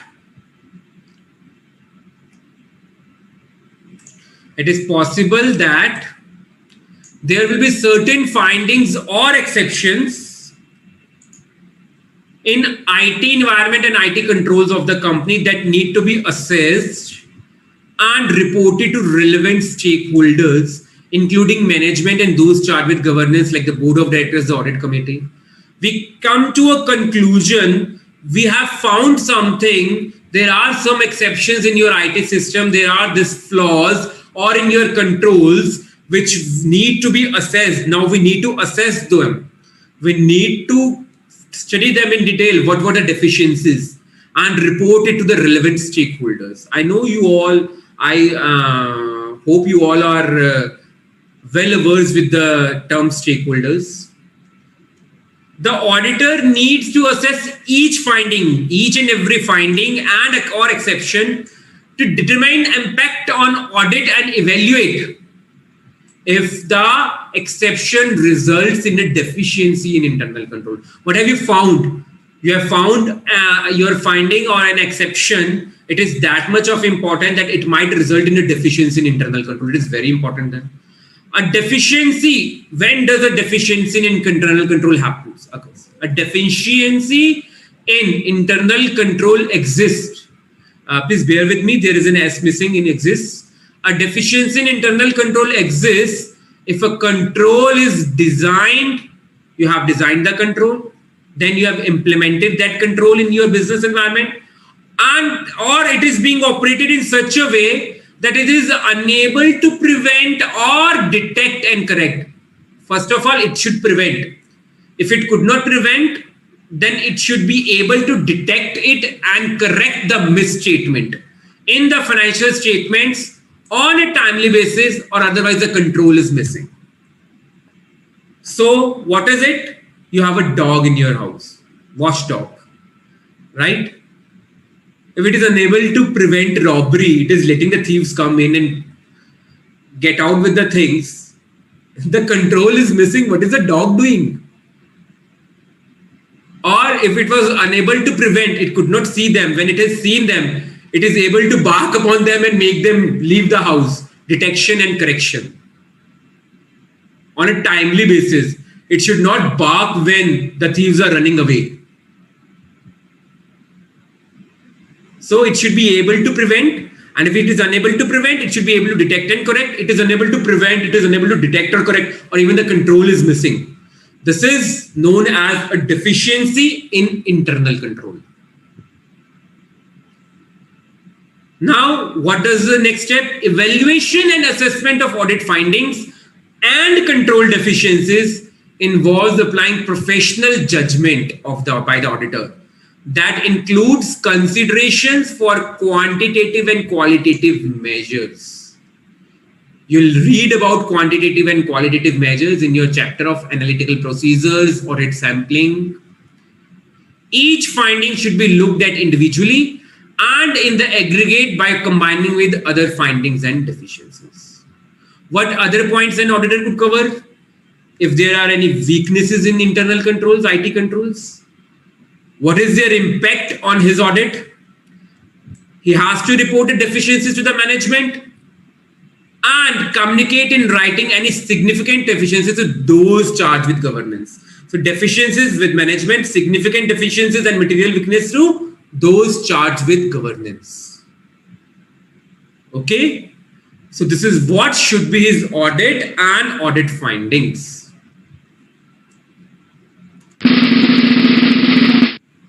So how does an auditor assess an audit finding? He has some observations. The audit team, the articles, the engagement partners, they all are done with the audit. Now they are sitting on a table, everybody with their findings on a round table conference type in their office. And now they are discussing all their audit findings, right? So what should be the approach, the flow chart to assess their audit findings?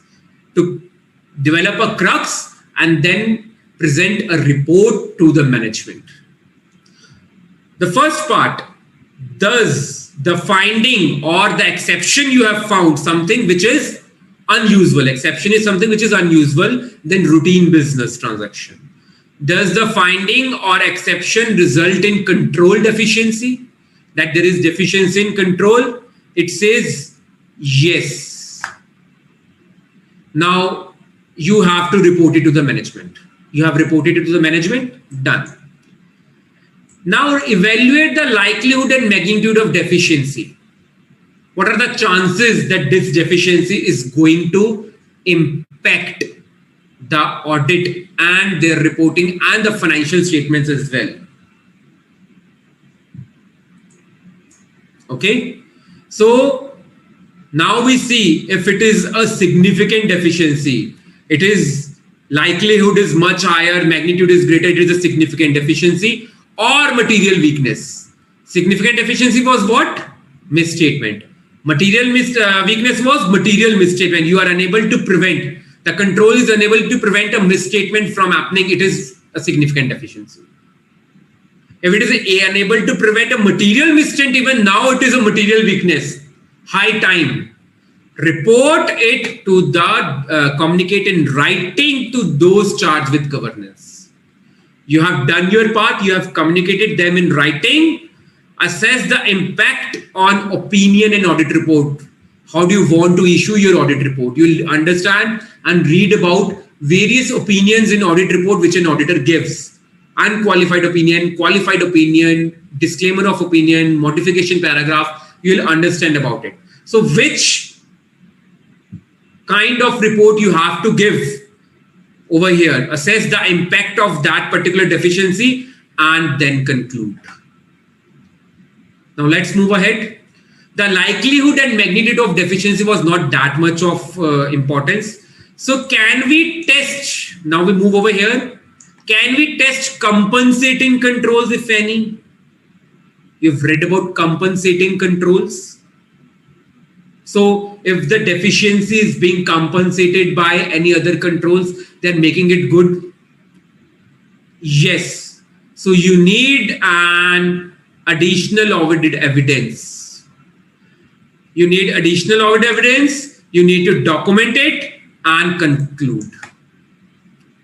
If you cannot test compensating controls now, can we obtain evidence of other mitigating factors? If the control is deficient, are there other mitigating factors which are reducing the risk? Yes, there are other mitigating factors as well. Again, additional audit evidence required, document and conclude.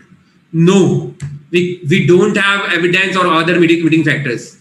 Now decide, is there an impact on automated controls or IT dependent controls?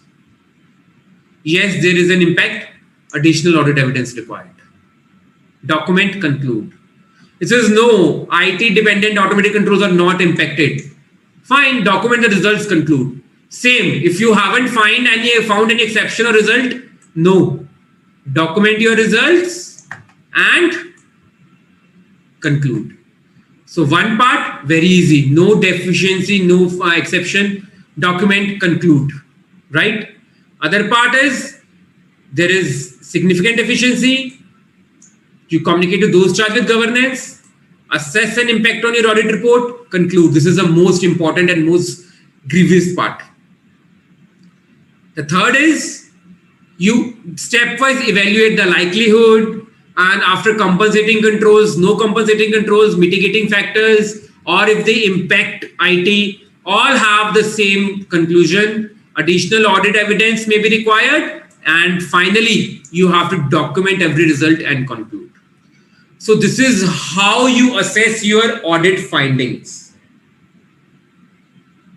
Where is consideration?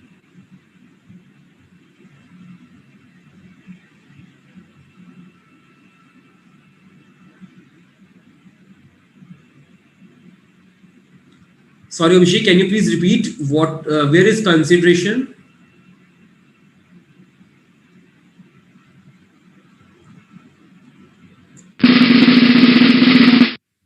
Achha, okay, over here. While assessing, with his findings, assessing the findings, what does he need to consider? Right? What should be in his mind? What points should he need to take care of? Abhishek? So this is how your assessment of audit findings should be like. Okay? So that was it. We are done with our chapter. Last thing, there is just an example of an audit report where the auditor is telling about control deficiency in general IT controls and how has he reported this audit finding to the management. So what was the control deficiency? Password resets should be supported with proper request. Passwords were being reset, but no request was there for resetting with it. So someone else was resetting the passwords for the staff, and it was a policy that on request it has to be reset, but the request somewhere was not found. It was nowhere to be found, and passwords were being reset. So what does the auditor say? What did the auditor observe first? The auditor observed, as per information security policy, user access changes should be initiated and approved First, someone initiates and that I want my password to be changed, and another person approves it. However, what does the auditor say? We observe that there is no formal process being followed for password reset in SAP.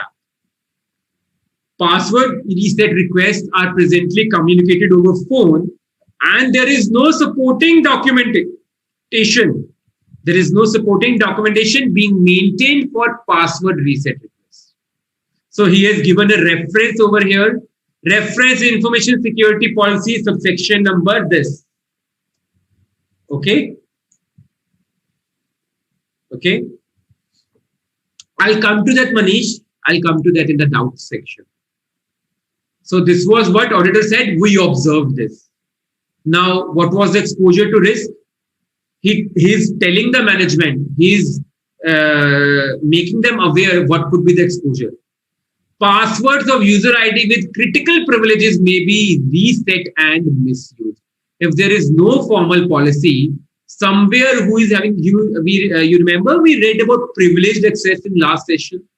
So somebody who has been given privileged access and the password is being reset without any official communication or official request, you'll not get to know who requested and who reset it. Right? When was it reset? And if it could be misused meanwhile that time. And it is also a non-compliance with the company's information security policy. Every company has to put in place an information security policy. It is a non-compliance with that policy. Internal financial control affected. Policies and procedures put in place. What does the auditor recommend? What do we recommend to you as our client? It is recommended that all password resets should be requested through a formal process as laid down in your company's information security policy. Adequate supporting documentation should be maintained for user changes in SAP, including password resets, and reviewed periodically, fortnightly, monthly, weekly, bi-monthly, quarterly. You have to review how many times the password was changed. Was there any change in roles and responsibilities? That is why the password was changed. Because the initial person, the person who was on this role before the new person, he well versed with the password. So we have to change it, the password. Okay. So we have to follow a formal process, and supporting documentation should be maintained that when person A was with this role, he was given this ID and password. Now we switch the roles. Person B is given a proper new password with formal documentation all in place. Now the management's response in comments. What does the management has to say about it?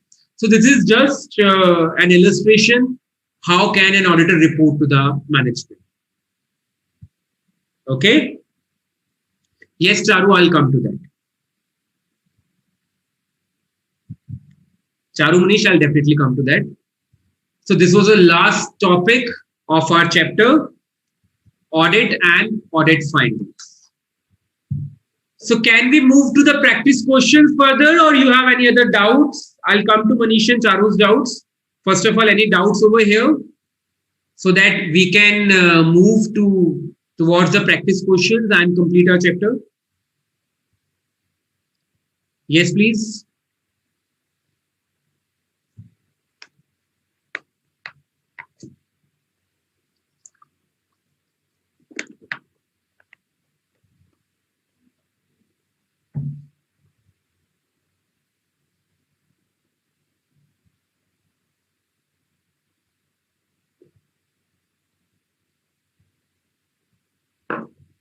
Okay.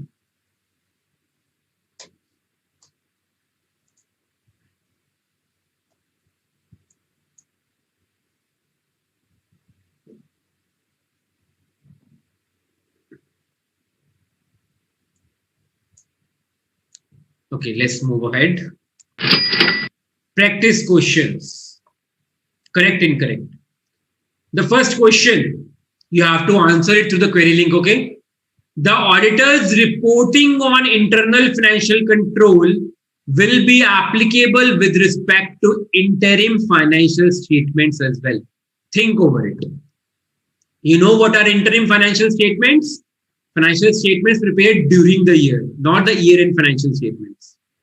So the auditor's reporting on internal financial control will be applicable to interim financial statements as well. I want you people to think over it and then answer me through the query link. And then we'll get, this is an exam question. 2 marks, correct, incorrect. Waiting for your answers.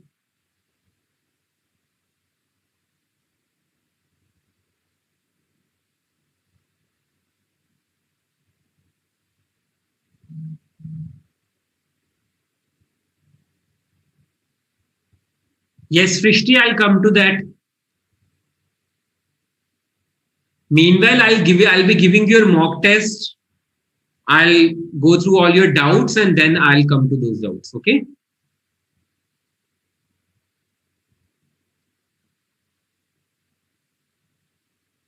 Yes, please answer to this question.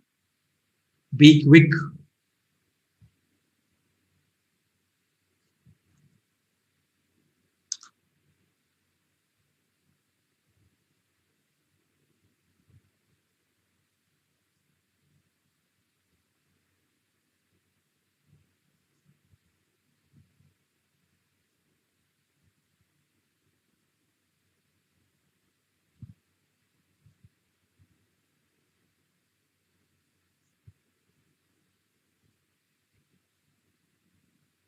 Okay.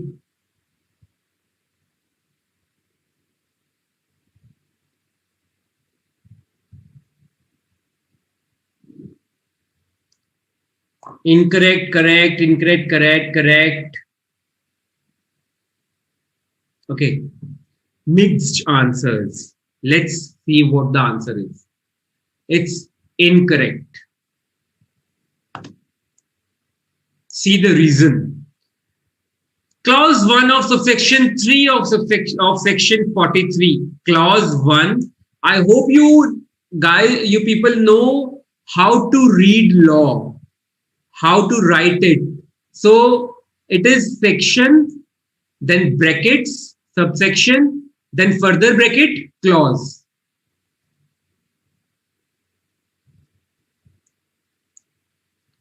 So clause 1 of subsection 3 of section 143 of the Act requires the auditor's report to state whether the company has adequate internal financial control system in place and the operating effectiveness of such controls.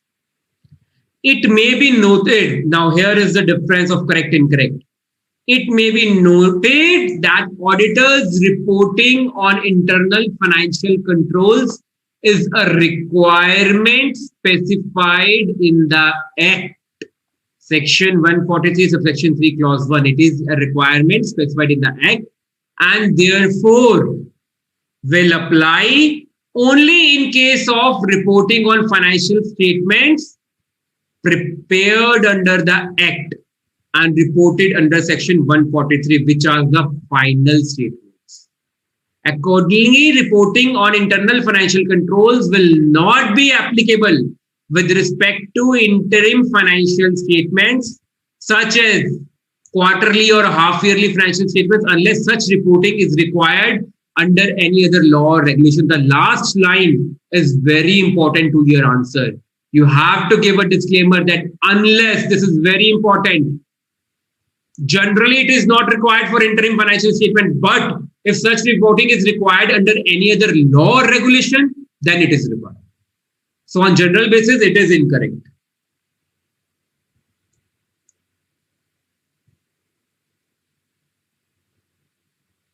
No, Rohit. Yes. Yes, definitely. Reasoning is a separate part. If you are answering it correct or incorrect, you're getting it. But suppose the answer is incorrect and you are writing correct, you got it wrong. They'll not read the reasoning. But if the answer is correct and the reasoning is not up to the mark, you'll definitely get marks. Okay. So I hope this point is understood, and this is a very important point and an examination question. So what are the interim financial statements? Like your provisional balance sheets and all. Let's move to the next question.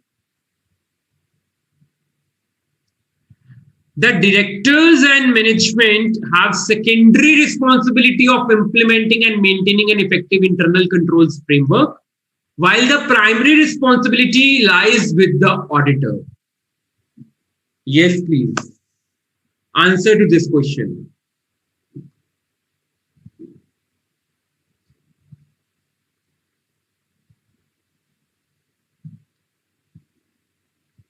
The directors and management have secondary responsibility of implementing and maintaining an effective controls framework, while the primary responsibility lies with the auditor. ये तो बहुत easy है. Quite easy this is. You should be quick enough to answer this. The first question I can understand that सोचने के लिए time चाहिए. You need time to think. Something which is quite brainstorming, but the second one is really easy.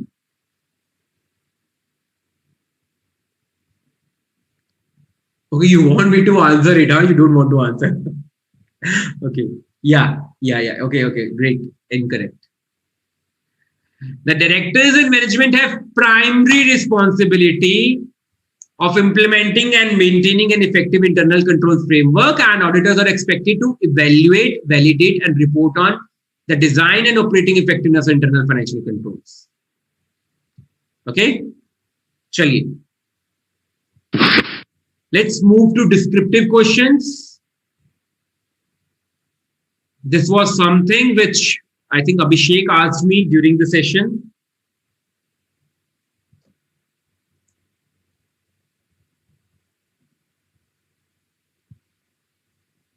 Nice. Everybody says incorrect. The second part. Good. Difference between. So this is also an exam question. Explain how internal financial control, internal controls or financial reporting differ. I think when Abhishek asked this out, I explained it again. Internal financial control as per section 134 subsection 5 clause E. The policies and procedures adopted by the company for ensuring the orderly and efficient conduct of its business, including adherence to company's policies, the safeguarding of its assets, whatever 4 and 5 points it covered in internal financial controls definition. Now, on the other hand, internal controls over financial reporting is required where auditors are required to express an opinion on the effectiveness of an entity's internal controls over financial reporting. The segment of internal controls which is going to affect the financial reporting part, an auditor has to take care of that. That is known as internal controls over financial reporting. Such opinion is in addition to and distinct from opinion expressed by the auditor on financial statements. So I think this was a difference. This difference I cleared it when Abhishek asked me. So this was also an exam question.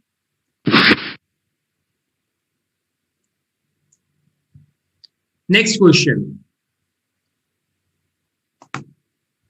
I told you it is a very important question. While it is true that companies can benefit immensely from the use of data analysis in terms of increased profitability, better customer service, etc., analyze various functions that can be performed even by the auditor also using data analytical tools and techniques in the audit process to obtain good results. So it says companies have this much of benefit. They use data analytics. We can understand how does the auditor benefit from the use of data analytics? Please explain. So we gave a nice intro of data is the new oil and something, right? And then we told them about data. So we gave them 3 marks, 4 marks. Again, you have a host of points over there on the slide. So checking completeness of data, recomputation, analysis of journal entries. There were, I think, 6 to 7 points in that slide. You can use that. This question pertains to that particular slide, where I told you that this is very important. Okay, this was a thing I was telling you about. With respect to audit in an automated environment, explain the following. This was a question. What are CADs? What is data analytics? What is database? What are information systems? What is privileged access? 5 marks question. Definitions, meanings given in the glossary part at the end of your chapter. If you learn from there, 5 marks was good. If you ignored it, you are going to write layman language over here about cats, data analytics. Now, if you haven't read about data analytics definition, you're definitely going to write just to analyze data. It is known as data analytics, and then number nahi milenge. Okay, so this is what it is, right? So this was all about your chapter 6. Let me go through the study module as well, the study material, and let's see what all we have done till now.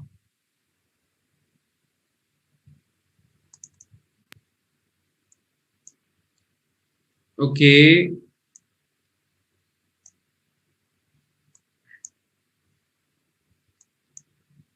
Are you people able to see the screen, see the chapter? It is a study chapter from the study module. Chapter 6, Audit 10 in automated environment. So let me see, we have covered all the topics. What is an automated environment? What is an automated environment? We have done it, right? Then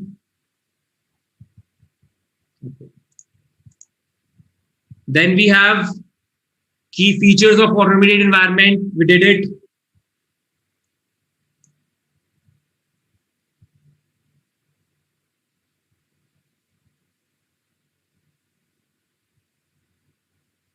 Yes, Rohit. Yes, Shrishti, we are just 1 to 2 minutes and then we're going through that. If I have to give you a mock test, it is my duty to first make you aware of the syllabus. We have done the thing and make you guys practice something, okay? Just 5 minutes and then we'll be doing the mock test. So, what was it? Relevance of IT in audit, right? We did it.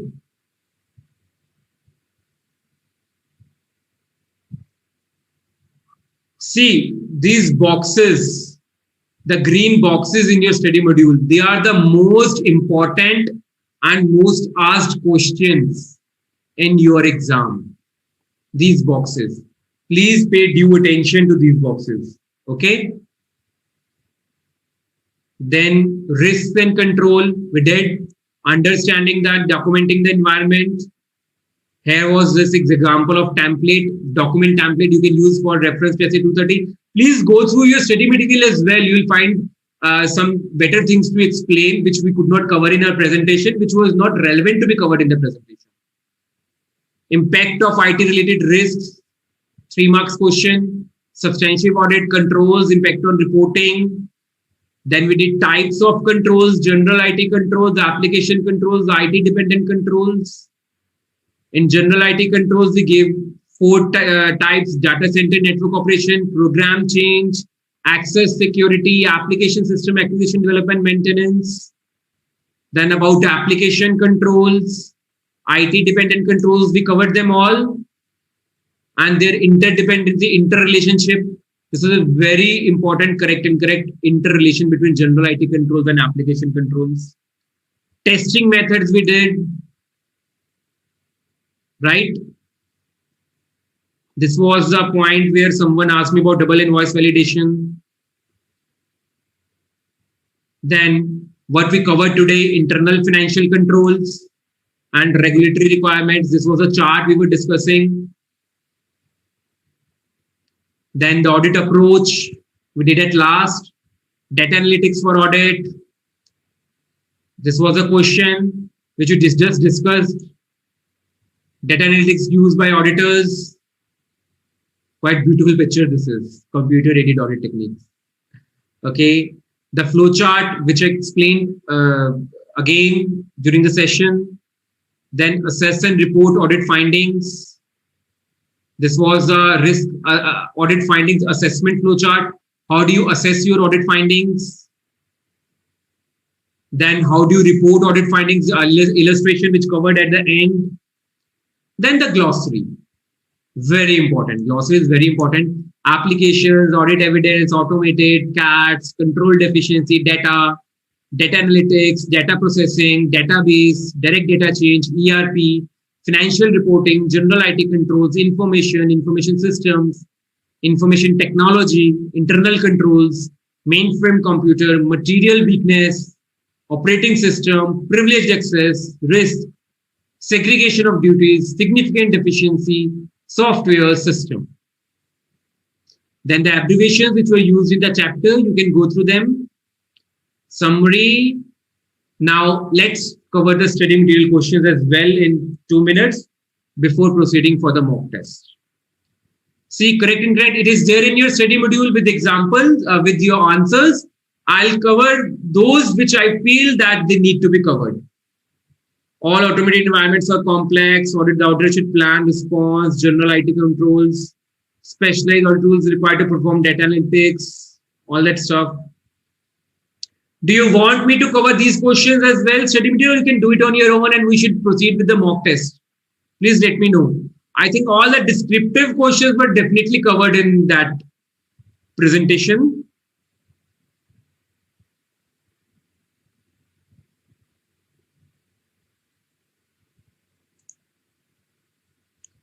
Okay, let me take you to examination question. So, this was your May 2019 question paper. May 2019 question paper, May 2019. Okay.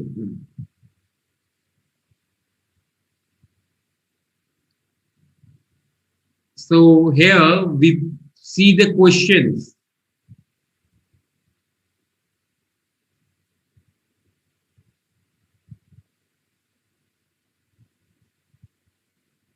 Now, I hope you can see the question paper.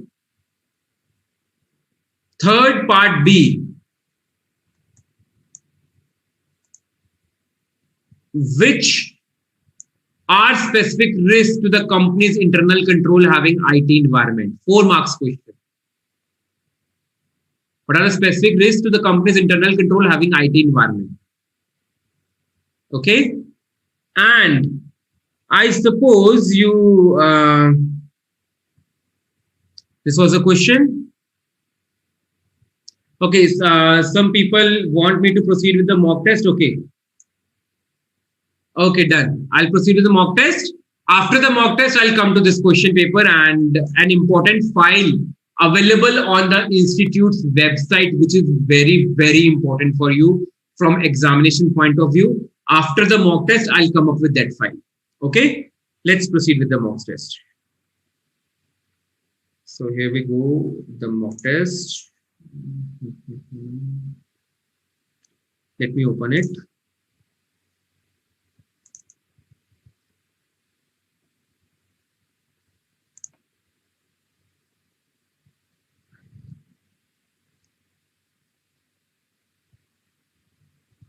Just give me a sec. I suppose there is an issue. Just give me a second.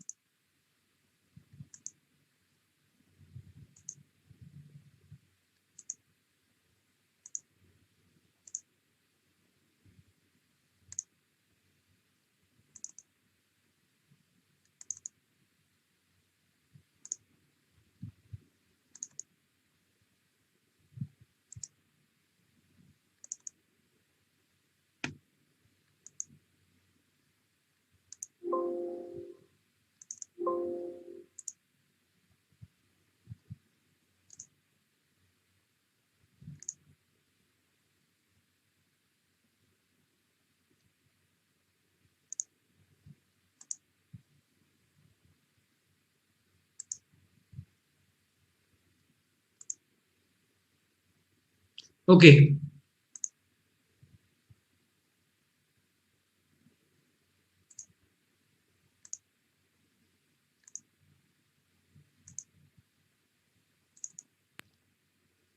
I hope you all can see the screen.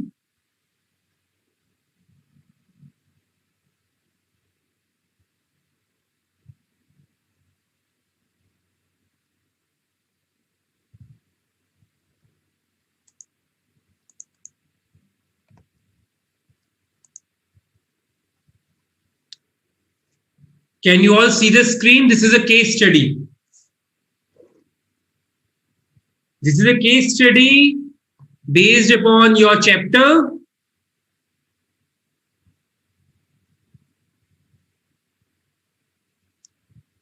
So let me read it with you. I suppose, please, if you are viewing the lecture on your mobile phone or your screens, please use the Zoom option to read it properly. I'll definitely upload this after we discuss on the portal, and you can get it from there as well.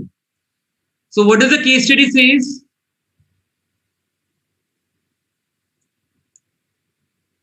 Okay, let us see.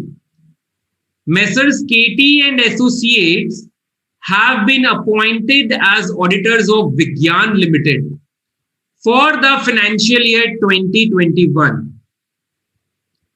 Hema, Rekha, Jaya are respectively the managing, part-time and independent directors of Vigyan Limited, while Mr. Sushil Sharma is the secretary to the CIO. CIO is the Chief Information Officer. The processes, operations, accounting and decisions are carried out by using computers in the company. The auditors understand that there are several aspects that they should consider to determine the level of automation and complexity in the business environment of Vigyan Limited. While planning the audit work,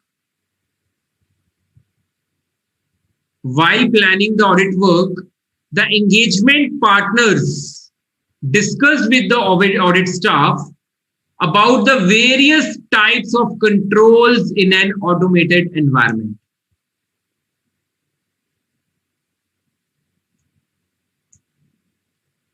Okay.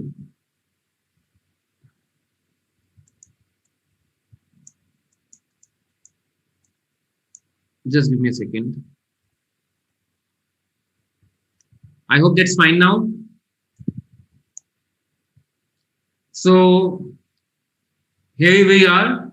While planning the audit work, the engagement partners discuss with the audit staff about the various types of controls in the automated environment. CA Tina, the partner of the firm, tells her article Vidya about using the IDEA software in audit operations. The different types of audit tests that can be used in audit of an automated business environment were also discussed within the engagement team. The responsibility regarding the internal financial controls was also discussed in detail. Further, the tools and techniques that can be used to deal with the enormous data and information of, it should be Vigyan Limited, the G and Y is missing, Vigyan Limited, were briefed to the audit staff by the engagement partners. CF Kumar from KT and Associates finds that the secretary to the CIO has been given access. He has been given access to the information systems that enforces less or no limits on using that system.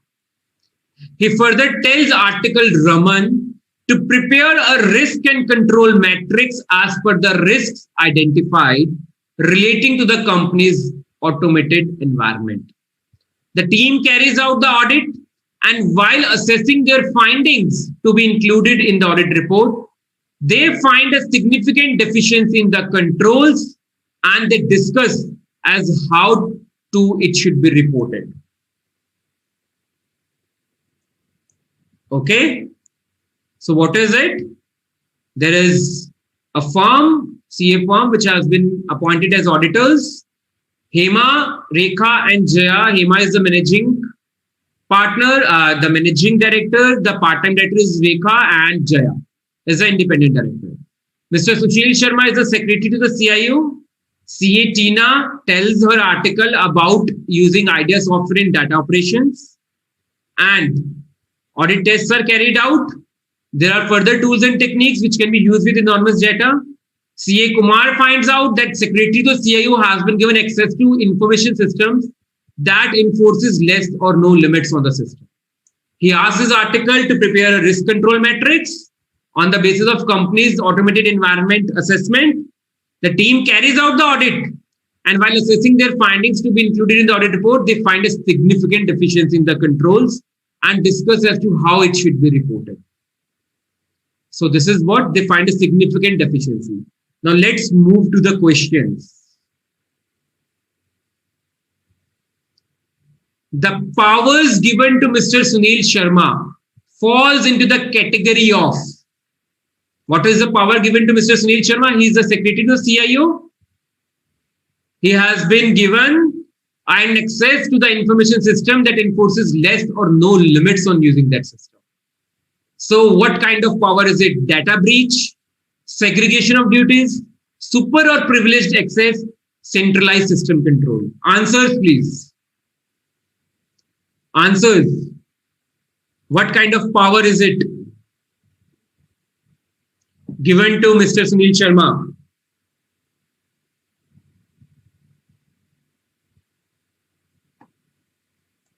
People who are done with, they can read the second question and be ready for their answer. I'm waiting for your answers.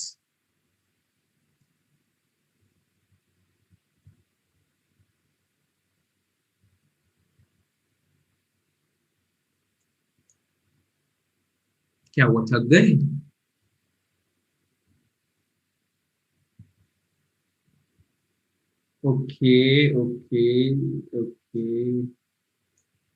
Okay, majority right answers, Hemsai and Sanjay, no. Read the definition of privileged access. The definition has been put into the form of a point in the case study. It is super and privileged access. He has been given the privilege to use the system of CIO or the other systems, which should not be there. So this is a super or privileged access. Right. Let's move to next question. Statement 1. Section 149 subsection 8 of the Companies Act 2013 applies to the company and the director Jaya specifically. Statement 2. Section 143 subsection 3 clause 1 of the Companies Act 2013 applies to Hema, Rekha, Jaya and Hema, Rekha, Jaya or Sushma, sabke pasand Hema. In the flow, Sushma has been written. It should be Sushil Sharma. Sushil Sharma has been nicknamed Sushma over here. So Hema was the managing director, Rekha was the part-time director, and Jaya was the independent director. Right? This information is given in the case study itself. And Sushil Sharma is the secretary to the CIO.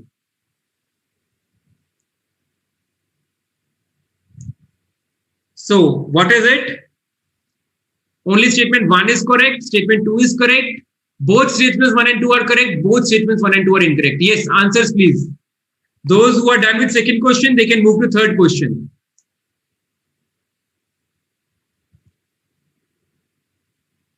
Section 149 subsection 8 of the Companies Act and section 140 subsection 3 clause 1 of the Companies Act. If you remember the table, the internal financial controls table and chart, you'll get to know. Okay, till now all the answers are right. Really nice. Really nice.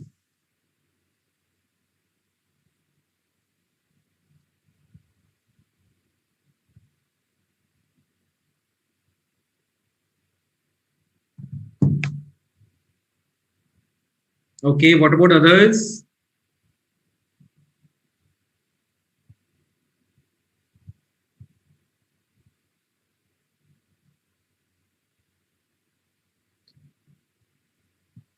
Okay. Section 149 subsection 8 applies to the company and the independent director. And Jaya is an independent director. So statement 1 is correct. Statement 2, section 143 subsection 3 clause 1 doesn't apply to the company but to the auditor, Messrs. KT and Associates. So this is an incorrect statement. So my answer is only statement 1 is correct. Okay.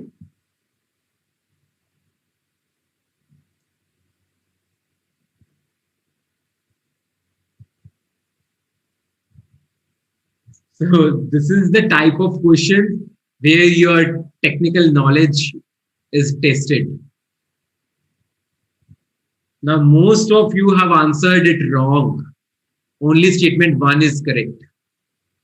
So this is how case study, even if you have learned a particular section or something part, this is how case studies work.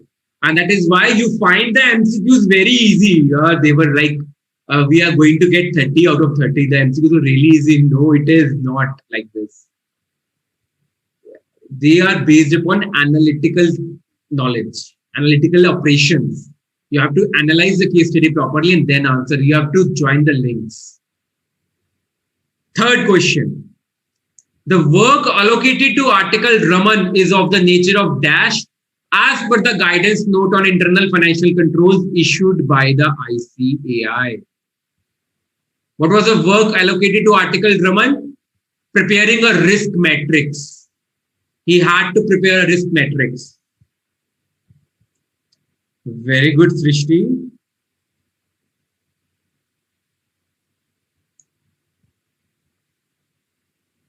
You have to go through the table, the risk assessment table, audit findings, audit approach, where I told you, ये तो आपका पूरा chapter ही आ गया, chapter 6 in one chart. It falls, there were risk assessment, understand, evaluate, then testing of operating efficiency, and last was audit reporting. It falls under the risk control matrix, falls under understand and evaluate. Part B.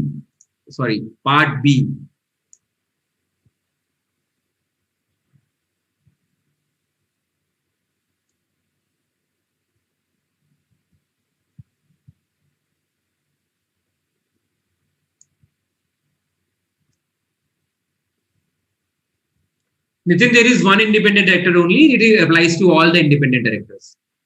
There is Jaya, the only independent director. Charu, Raman was allocated the task of making a risk control matrix. Fourth question. The work being performed by the article Divya is an example of using dash in audit. What was Divya doing? Divya was using the software IDEA and ACL during audit. Divya was using the software IDEA and ACL during the audit. So what is the work Divya doing? She is using audit test. Is she using walkthrough, written representations, or data analytics? What is she using? What technique or what method is she using? Fourth question.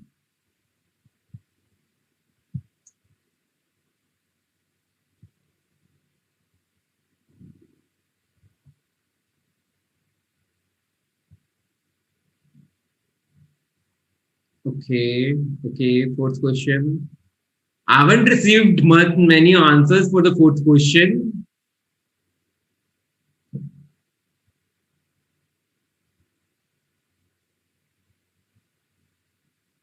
Quite easy it is, data analytics. IDEA, ACL, I told you there is CATs used in data analytics. Fourth answer is D. Last question. Brinda, please refer the chart which I made you guys see in during that presentation. It is in the presentation. Please refer that chart and you'll get to know. As per the audit findings of the team, they should. What were the audit findings? They found a significant deficiency. The audit team found a significant deficiency. So can you see how the case questions are prepared or how the case questions are tested? You can see MCQs, what is it in? By haath ka game, left hand game. No. You have to refer the case study time and again. Like here I am narrating it to you along with, but again, the audit findings of what did the audit team find? They find a material deficiency. So material significant deficiency. Now you have to remember, you recall significant deficiency. Then they had to communicate with those charts with the governance. The chart at the end, assessment of audit findings, the flow chart, right? So this was I think people are still doing it. Fifth is communicate in writing with those charged with governance. There were some flaws in the writing, some names. I'll correct them and then upload it on the portal also for your reference with all the answers by tonight so that you can refer it. I'll do it by midnight after the session. Okay. So you can download it from over there and you can refer for you can practice this case study. Although in exam, you might get such kind of case studies, but it is integrated case scenarios. Topics from different chapters are put into one case. So you have to refer it like this.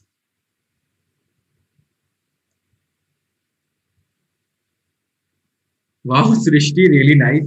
If you can get 5 out of 5 in this mock test, it is really good. Even if you're getting a 0 in 5 out of 5, I'm not doubting your knowledge or your understanding at all. It is just the questions were framed in a different manner. So don't get demotivated or just feel like you cannot score well. Completely fine. You have to understand the concept first and then you can apply your mind in solving this question. So go through the presentation once again, work over it, go to the case study once again, and then you'll find it really easy. This practice is much required before sitting in the exam. Because if you don't practice case studies in the exam, you are going to commit the mistake at the first instance. But if you are committing the mistake over here in the mock test, you can overcome your limitations, and in the exam, you'll not commit that mistake again and you'll take care of your answers. That is what a mock test is. So if somebody is getting 0 out of 5, completely fine. Don't get demotivated. You are there, you have understood the chapter really well. It is just the questions have been framed differently and you need to practice that. Good, Abhishek. Really nice, Sakshi. Sanjay, Prajakta, really nice, Abhishek. Very good, very good. Really nice. So I'll stop sharing it and I'll upload it on the portal. The last 2 minutes, what I want to share with you is, can you please tell me how many of you know about a file there on the ICAI website, on the Board of Studies Knowledge Portal, summary of examiner comments. Summary of examiner comments.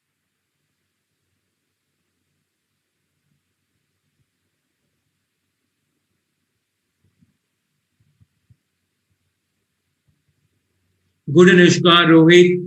Ishika, it is completely fine if you write the section. If you don't write the subsection or clause, it is completely fine, right? If the answer demands that you should be well aware of the subsection and clause as well, it comes under professional writing. So you might get average marks, but beware. Don't quote wrong subsection or clause. If you don't remember, just avoid writing in detail. Just write only the section as per the provisions of this section of the Companies Act. Don't go for the wrong one. Otherwise, if you write wrong subclause or wrong subsection, you are definitely going to get your marks deducted. But if you don't write it, you'll get average marks or you might get good marks. Okay, so make that sure. So when we meet for chapter 13 of your audit subject, the last chapter of audit of different types of entities, somewhere at the end of July or August, I'll see that I will discuss that particular file with you. Till that time, I'm giving you this homework. Whenever you get time, go to the ICAI website, check the file over there, summary of examiner comments. And when we meet next, I'm going to ask you what those people who haven't seen it over there or those people who haven't explored this file, I urge you to explore it. You get to know what the examiner expects from you in the answer. What does the examiner expect from you in the answer? So if you are sitting in an examination and you know what are the expectations from me, you should be able to achieve those expectations, stand up to those expectations. Okay, this is a homework for you that till the time we meet next, just go through that file, analyze it, study it, practice. You have to tell me your feedback the next time you come, that how helpful you find this file. This is like gold over there. And almost quite many of the students I talk to, they don't know about this file. They don't explore the website. Please go over there, explore this file the time we need next. And yes, we'll discuss the strategy, how to attempt the exam, how to write in the exam, and what are the resources available on the website for sure at the last of the LVC session for audit. For time being, thank you. I'd like to compensating controls, Charu asked. Charu, compensating controls are the controls if a particular control is not in place. If a particular control is not in place, are there any other controls which are compensating for it? Like if you are not there to help your mother, is there your brother available or sister available who can do the work on your behalf, to compensate on your behalf? So if compensating controls on testing, we find that there are compensating controls which are covering up for the controls which are missing, it is fine. We'll document and report. So those are the compensating controls. Okay. Anything else or should we wind up? Completeness of population, Srishti, is population, whether the population is complete in all aspects. The population should not be, you are working, you are using their tools on a data. Data should be complete. It should not be incomplete. Some parts are missing, some information is not there. So from the population, you are selecting a sample and the sample would not represent the true population if it is incomplete. So that is known as completeness of population.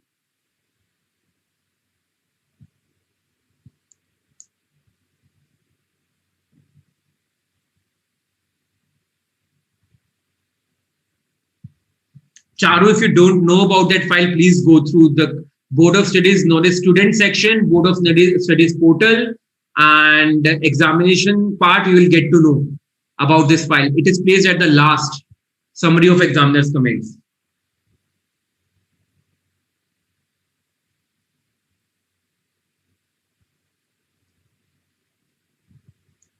Oh, all of you are saying we know about it, but we have never read. You know about it and you have never read. Please read it. You'll get to know much.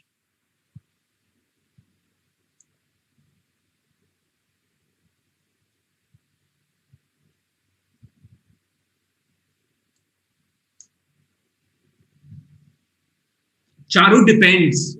What are the marks allocated to your answer, correct, incorrect? It is whatever the marks allocated to correct, incorrect, you will get those marks if you don't write the reasoning. Half or one. For that, Charu, please refer that summary of examiner comment section file. You'll get to know.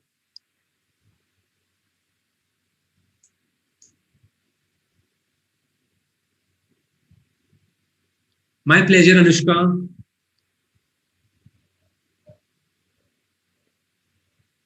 No, controls, Manish, controls are way to prevent mishappenings in financial statements, to prevent misstatements. Controls are there to prevent any wrongdoing, or if anything is there, some misstatement is there, to detect and correct it. Prevention, detection, and correction. Controls are a way for that. CATs are the way to get evidence, yes. I hope it's clear, Manish.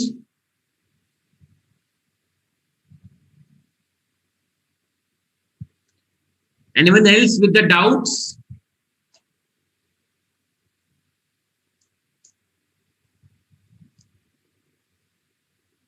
Rohit, strategy to score good marks, we keep it at the last. I told you LVC. I'll take up a question paper with you and I'll tell you everything. That is why I have told you to refer to the summary of examiner comments.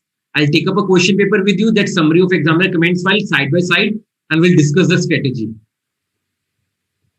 how to attempt the audit exam, how to write the audit exam.